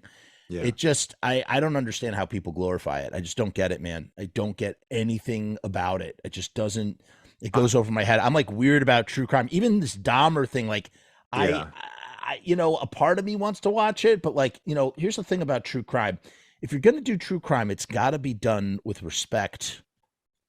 And that's why what Quentin Tarantino does is so great, because, you know, he's honoring Sharon Tate. And that's what I thought was tremendous. Yeah, and I like, just like he did with Inglourious Bastards, where he kind of like went back and righted the wrongs. Yeah, kind of thing. That's right. He yummed their yucks or something like that, you know, and yes. like or whatever. I'm using that wrong, but like I never really had a big affinity for serial killers. I will say, did you watch? Have you seen the Dahmer show? Is it any good? It is. I will say this now. If you watch it, just watching, if you were to approach it from a fictional true crime type murder show series, whatever, it is a fantastic show. It's done really well. Evan Peters is great. All the casting is great. You really feel and it's done from the viewpoint, the POV of the victims. So you're really getting emotionally invested into these people as people. It's not glorifying. I mean, it's really? about him. So it's not, of course, it's glorifying in a sense that it's about him in general, but it's not glorifying anything he does. And I periodically, because I'm a sucker for Wikipedia and trivial factoids, Sure. so periodically something would happen. And I'll be like, that's too, they wrote that for the movie. They wrote that in. Right. And then I'd look it up and it was like how it really happened. Like when it's for insane. example, It's an insane story. He's showing, he's like, oh, we're going to watch Exorcist 3. I'm like, all right, that's cheeky, or whatever. That's silly, but that was what he really did, or whatever. Or think, and there's an episode from the point of view of his father, an episode from most of the victims and from his neighbor and all this stuff. Really? So you get kind of lured in. I hate to say, because a couple people are like, oh, I can't believe you watched it. And I was like, well, it happened. I'm not defending or justifying it, but regardless, it happened. Whether I find that, but they do it from the be victim's perspective, is a whole other thing. But yeah, it's done. It's the first episode is a setup, so you're getting the setup of the series, and then each episode is from the POV of a victim, basically. And you could argue that his father was a victim, or that his neighbor was a victim. People that weren't murdered, they were just a victim of his behavior. So it is. Again, like I'm not talking about the Manson thing or anything else. Like it's something that's happened in our society that is horrible, horrible, horrible, horrible. That being said, it happened, and it as a guy who likes horror movies and psychological stuff, really for me is what I don't really like. A lot of gore. Personally, those days for me are over. I want something that's going to fuck with my head, and really. Having only seen it once through, I don't really recall any unnecessary gore in the show. Well, gore. I think gore. Here's the thing, and that's generally obviously this is a guy who cut off people's body parts and cannibalized them, but it's not really. It's more of it's a lot alluded to. It has to have a purpose. That's for me. I feel like it has to have a purpose. Like if it has a purpose. And it has a place to be there, I'm all for it. But here's what I'll say. Yeah. Here's what I'll say. I don't remember the last time I watched a horror movie or horror series and got emotion. I cried during this show at least 3 times. Maybe I need to check this out. Episode 6, if you make it into there, I'm pretty sure in episode 6 alone, I cried twice. I mean, I'm not like, oh, but I mean, I was like, it made you emotional. Man, it made you emotional. Sure. Emotional, yeah. Sure. And I don't get that from, a lot of stuff. I mean, maybe because it is nonfiction, maybe that's why, or arguably because it was so well done. I've seen shows or movies that are true crime or real, whatever you want to call it, nonfiction, and I'm like, oh yeah, okay, that's whatever. But this was like, I felt this as a human being, and again, I'm not defending or trying to glorify, but it was I definitely don't think you are. No, I'm just saying. I'm not saying that to you. I'm saying to anybody that's what oh, Eastbourne Johnson is glorifying, because I get anytime I open my mouth about anything, I'm an asshole. But at least how I interpret it. But I thought it was really well done. I thought it was as tasteful as it could have been. And if you're into what we're into, horror, not serial killer, but murder stuff, it's worth the watch. I what, that's the key. I think that's the key, and that's what and it started a lot. It started when I remember when I was watching the Girl Next Door, Jack Ketchum, and just learning that it was a real story and going what's the point of watching this, or why this is so mean, and it happened to someone who this really happened to someone. So it's why am I watching this? There is, to me, and you could argue with me or anyone could, it's I don't want to watch what's that Tom Hanks war movie? I don't want to watch Saving Private Ryan. Saving Private Ryan, because people died. Yeah, it's about war. People died horribly, just as horribly in war. So what are you going to lambast every horror movie? No, that's I don't mean you. It just mean in general. Just like you would. So we're not. That's a valid. You have to look at it from it's history now. Yeah. And I'm not defending anything, but the stuff, if we're going to talk about serial killers, and I know you got to go soon, the stuff that I am interested in is what we would say is so old, Like, is anyone talking about H.H. Holmes in 1899? Like, that's terrible. Right. Like, no, it was 120 years ago. Who cares? When enough H.H. time Holmes and passes, the murder castle fascinates the shit out of me. Or Sure, Albert sure. Fish, you know, setting his, Oh my God. setting his anus on fire and then cannibalizing children. That's more. It's horrible. But Albert that's Fish, more, Albert Fish is right here, right where I live. Oh, really? Not right where I live, but like in your yes. house. Yeah. See, that to me is more interesting than anything in the last, say, 30, 40 years. Like the Night Stalker, boring. Jeffrey Dahmer, I never gave a shit about. Maybe because we lived through it. I remember that being an Angelino in LA. I was, especially if you're an Angelino. Like, I mean, not that. Well, I meant for Night Stalker. But even Dahmer. I mean, I just right. mean, Dahmer I remember was being Wisconsin. on Wisconsin. But I remember Wisconsin, being on yeah. the fucking news as a little Yeah. boy. So, you know, when you go back to stuff like Manson or earlier, to Dahmer me, was the it's more last just like big history. one, you know? I think so. Well, the last big one to me, which speaking of where it hits personally, is BTK. BTK. Right. Yeah, BTK was in what, Encinitas? 2003. That guy was operating walking distance from the high school I went to. It was a private school. I got kicked out of public school. I went to Poway High, which is where Blink 182 and a band called Unwritten Law that I played in as well. I know Unwritten came Law. from. Yeah. I was in Unwritten Law for about a year. And so they're both from Poway. They both started at a high school called Poway High. I got asked to leave because my grades were suffering and I was getting bullied and beat up. But what the principal called it was I was getting in fights. And I go, 3 jocks beating the shit out of me by myself is not fighting. That's me getting bullied. And so I basically flunked out and got asked to leave. My stepdad said military school or private school. I went with private school. And so they sent me to a college prep. BTK was right there. College prep school in Encinitas, California. And I had to drive by, check this out. I had to drive by that where he lived every day. And one day I was driving in that area and it was just police for days. And it was when they popped him.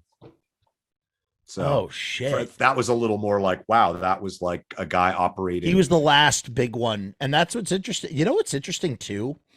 And this is, we're going on a rabbit hole. We need to sum up Monster Club and peel out of here. But yeah.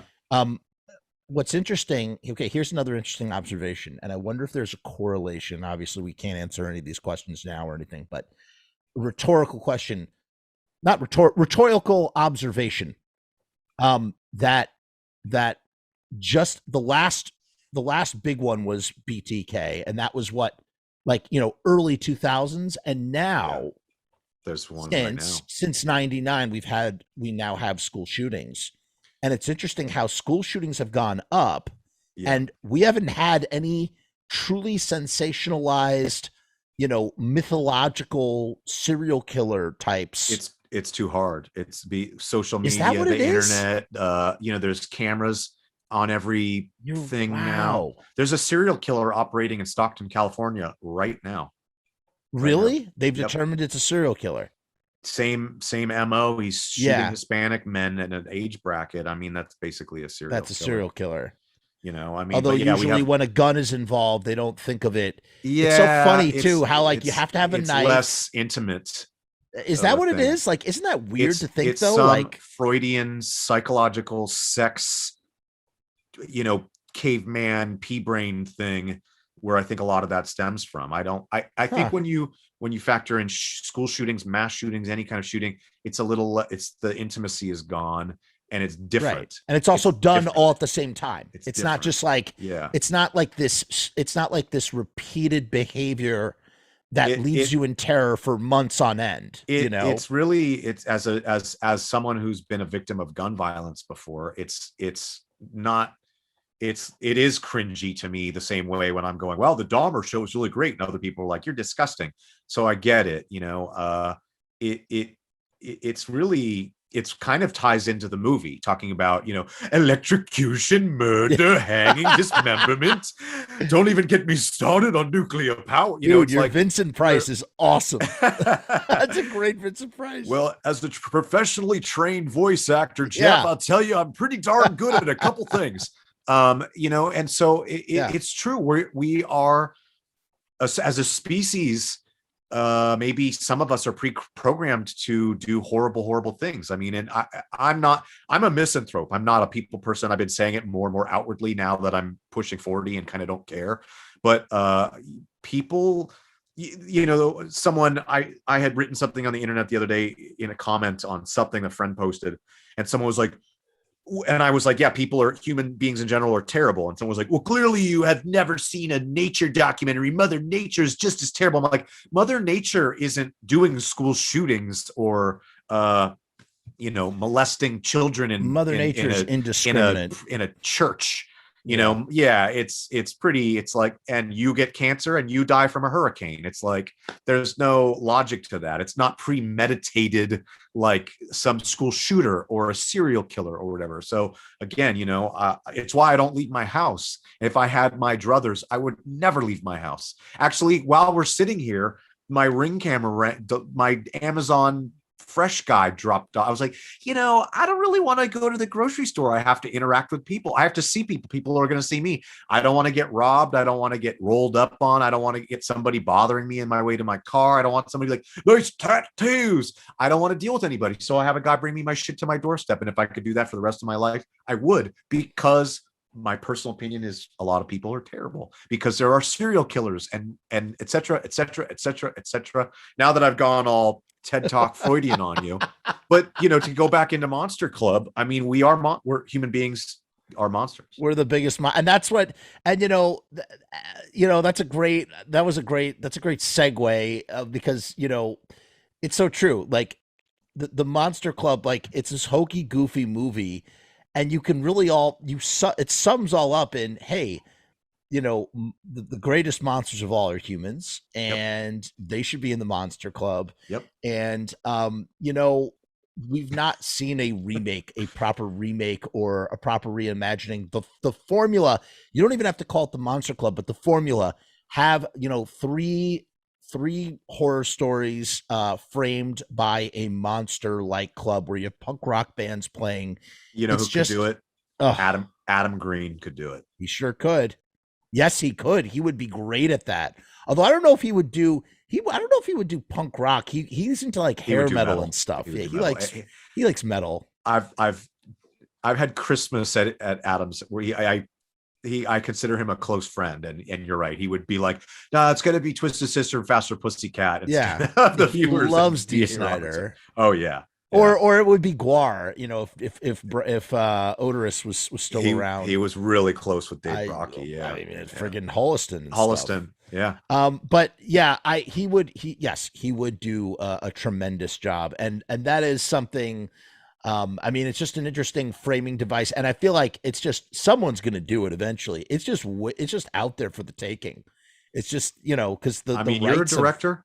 Have at it. I've thought about it. Frumess Monster Club. You just do a Monster Club. If it's funny, if I was to do an anthology, which I do love, it would be something like that. If I had 3 stories, I would politely like to request a cameo, please. Of course. You think you wouldn't have a cameo? Of course you'd have a cameo. You do whatever you want. You could be the MC, the monster MC, or you could be one of the performing artists or whatever. I mean, it would just be great. Okay. It'd be fucking excellent. And you know what the best part is? It's like you rent a fucking club. You rent a fucking club. You shoot all the bands on the stage. It's literally half live show. And then you get 3 really fucking killer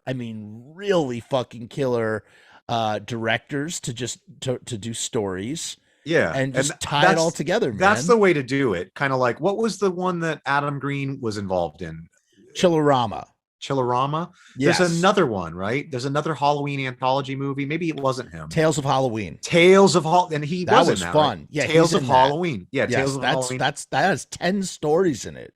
Yeah, that's a lot of fun. That was kind of a lot, but I mean, I'm a sucker for an anthology film. If my favorite thing in the world. They either need to be scary as fuck, or they need to be like Creeps Show. I'll watch any of them. I do not care. I will watch any anthology, no matter how bad it is or how good it is. I love. There's something about the format. You know what it is?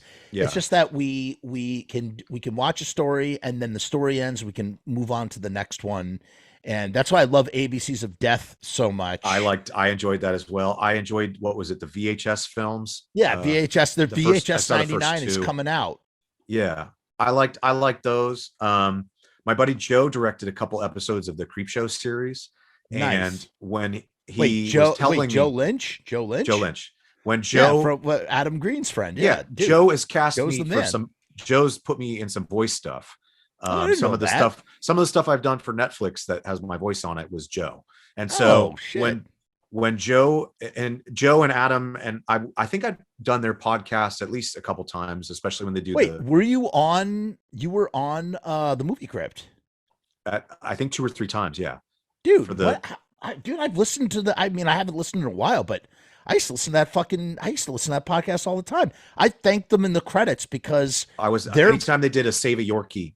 You were on the Yorkie marathon things. Yeah, okay, a couple of them. Okay, dude, that their motto. That's what like really made me. It's Adam Green and Joe Lynch who they would always say never give up, and like that really stuck with me and has like inspired me in life in general. Like when projects get really hard, to just never give up. That came from them. Truly, I really do owe it to them. And so in both of my movies. Yeah, I thanked them. I thanked them in both my movies because I just have you met them really personally? So grateful.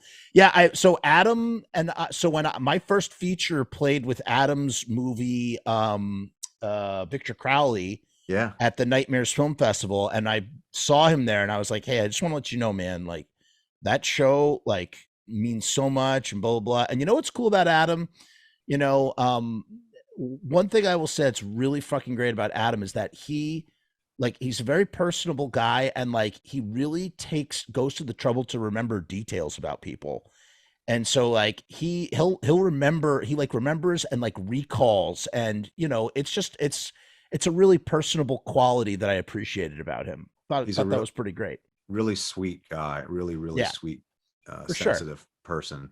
And I met the two of them a few years ago and did their show a couple times, and then Joe brought me in to do some voice stuff for some Joe is stuff. Crushing it right now. I mean, he exploded, dude. He so stoked for him. When he first told me he was doing the Creep Show a couple episodes, this was a few years ago, I was like, please. I was like, I have a Creep Show tattoo. I have all these Creep Show posters from the theatrical release of the movie. I have a French Grand. Let me. And he was like, okay. He goes, I'll tell you what. He goes, we're shooting in Atlanta. If you can get there at this time frame, you can walk in the background or some shit.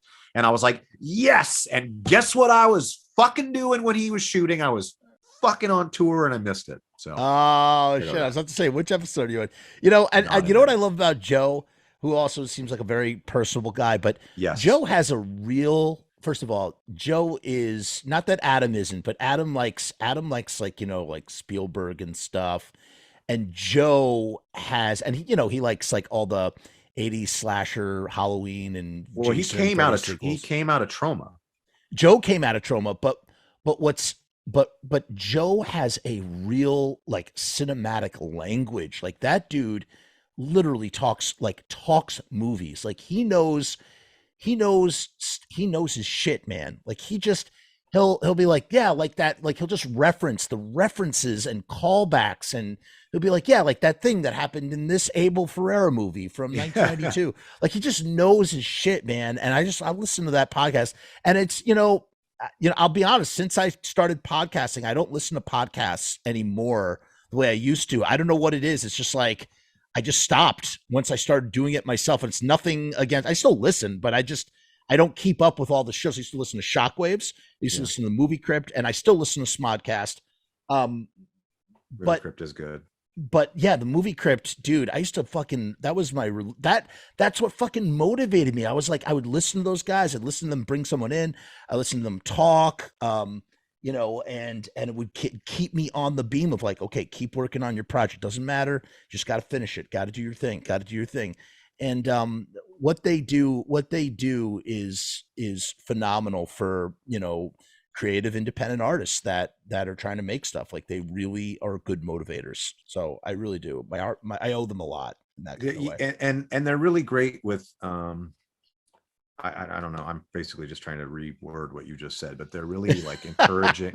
But for real, they're really encouraging. So Yeah. you telling me that makes a lot of sense to me as someone observing what you're doing, not just with your podcast, but what, you know, as an acquaintance, as a buddy of yours, watching you create, you know, and work on your films and everything else. Man. Thank you. And had we not come to this conclusion now, if you had asked me a week ago if I thought what I thought of Adam Green, I'd have said you actually remind me of a little more Adam, a little bit, but of the two of them. You know, it's so that's the interesting. We're both Jews and we both love horror movies. Hey man, I forgot what percentage. I'm a quarter Jew. You got a little bit of the tribe in you. Yeah, a little bit of the. You're part of the tribe. You're part of the tribe. L'chaim or whatever. L'chaim. Yeah.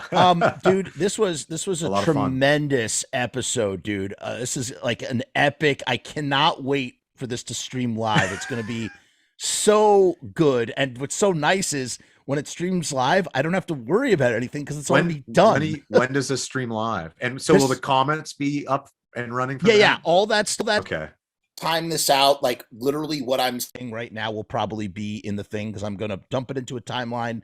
I'm going to probably add a pretty little border around us and just hit export and just literally export the whole thing. Yeah, and what you can do on YouTube, all the artwork for your border, right? Yeah, there you go. That's what I was thinking. I'm gonna use some Monster Club border it stuff. Maybe not on the movie itself, but like over here. And what you do is you just set it to live premiere, and it will do the live chat and everything. So it'll stream live. It'll be as if we're live, but we just pre-taped it, and that's the beauty of it.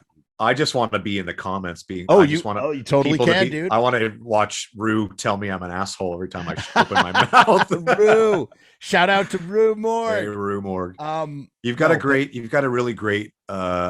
If any of them are actually this deep into the episode, you have a really great core audience there. That I know I've told you this before, but why I glommed onto you and your show is it reminds me of Mark Kennedy and Misfit Central and the Misfits Bible. As a subscriber to the Misfits Bible in the 90s as a child, a young man, I was gonna say, as a young man, to subscribe to that, and as a guy who I just framed my original '95 collection 2 promotional poster yesterday, as a diehard fan of that whole encompassing.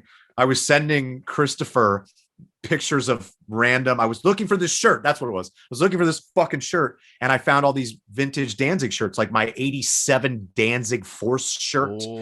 He's like, I've never even seen one of those. I'm like, I haven't either, but I fucking have one, man. I'm a nerd. You know, people. Anytime I get on my little high horse, that's a good reaction from Chris too, because Chris will be freaked out. Yeah, Chris will be like, "Oh, cool!" Like, that's cool. Very like calm, like very calm. Yeah. If you get him to freak out, it's a big deal. That's a big deal.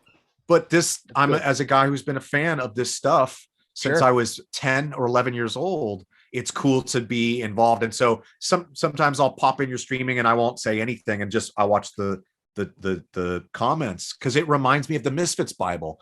You know, and just it's like a chat. It's just like a chat, and everybody know? Hangs out, and you know, dude. That's what it's all about. It's just about doing a little community thing, and dude, and I know everyone's sick of me, but if I wouldn't be who I am if it wasn't for two Misfits adjacent people, and I would be Jerry Montano and Todd Youth. I was Todd Youth's protege. He was my mentor when I was 21 to 25. He put me in Murphy's Law, you know, in his place. And Jerry Montano is who was in Danzig for a long time. Yep. Took me around Hollywood and introduced me to everybody, you know. That dude is so fucking nice. I had him on the show and we chatted for so long. He just the nicest fucking dude, really. Yeah. He's great. Excellent. People. He's great people. I remember standing outside of a venue that I was playing with Jerry while we were like FaceTiming Doyle. And I just remember being like, and again, I'm sure everybody has got a giant bucket by this point for all the names I'm dropping. I'm sorry, just they go to the story.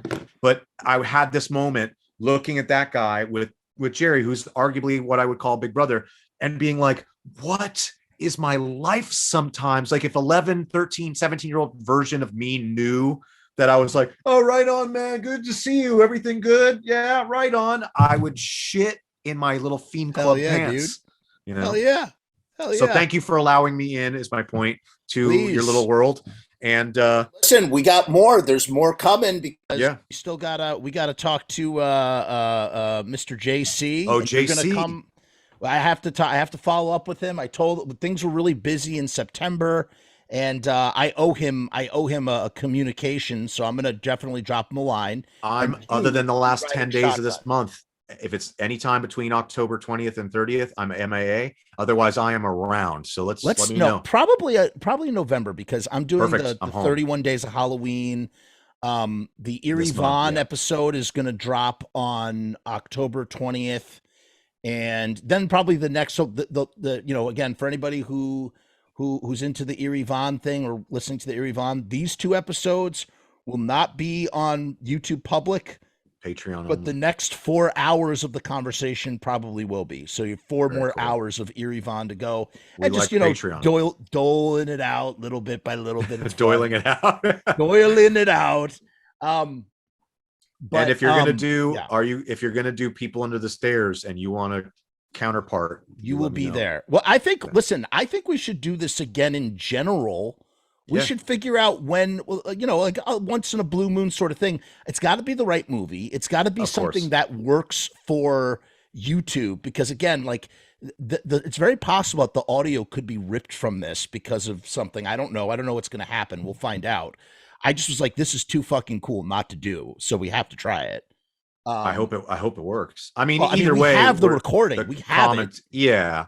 It'll live. Don't worry. This thing will live online. It might just get something might happen to the YouTube channel. Who knows? But got it. Hey, we'll see. Well, let me know when you're going to put it up live so I can. I'll text you. You will know. And like I said, rant.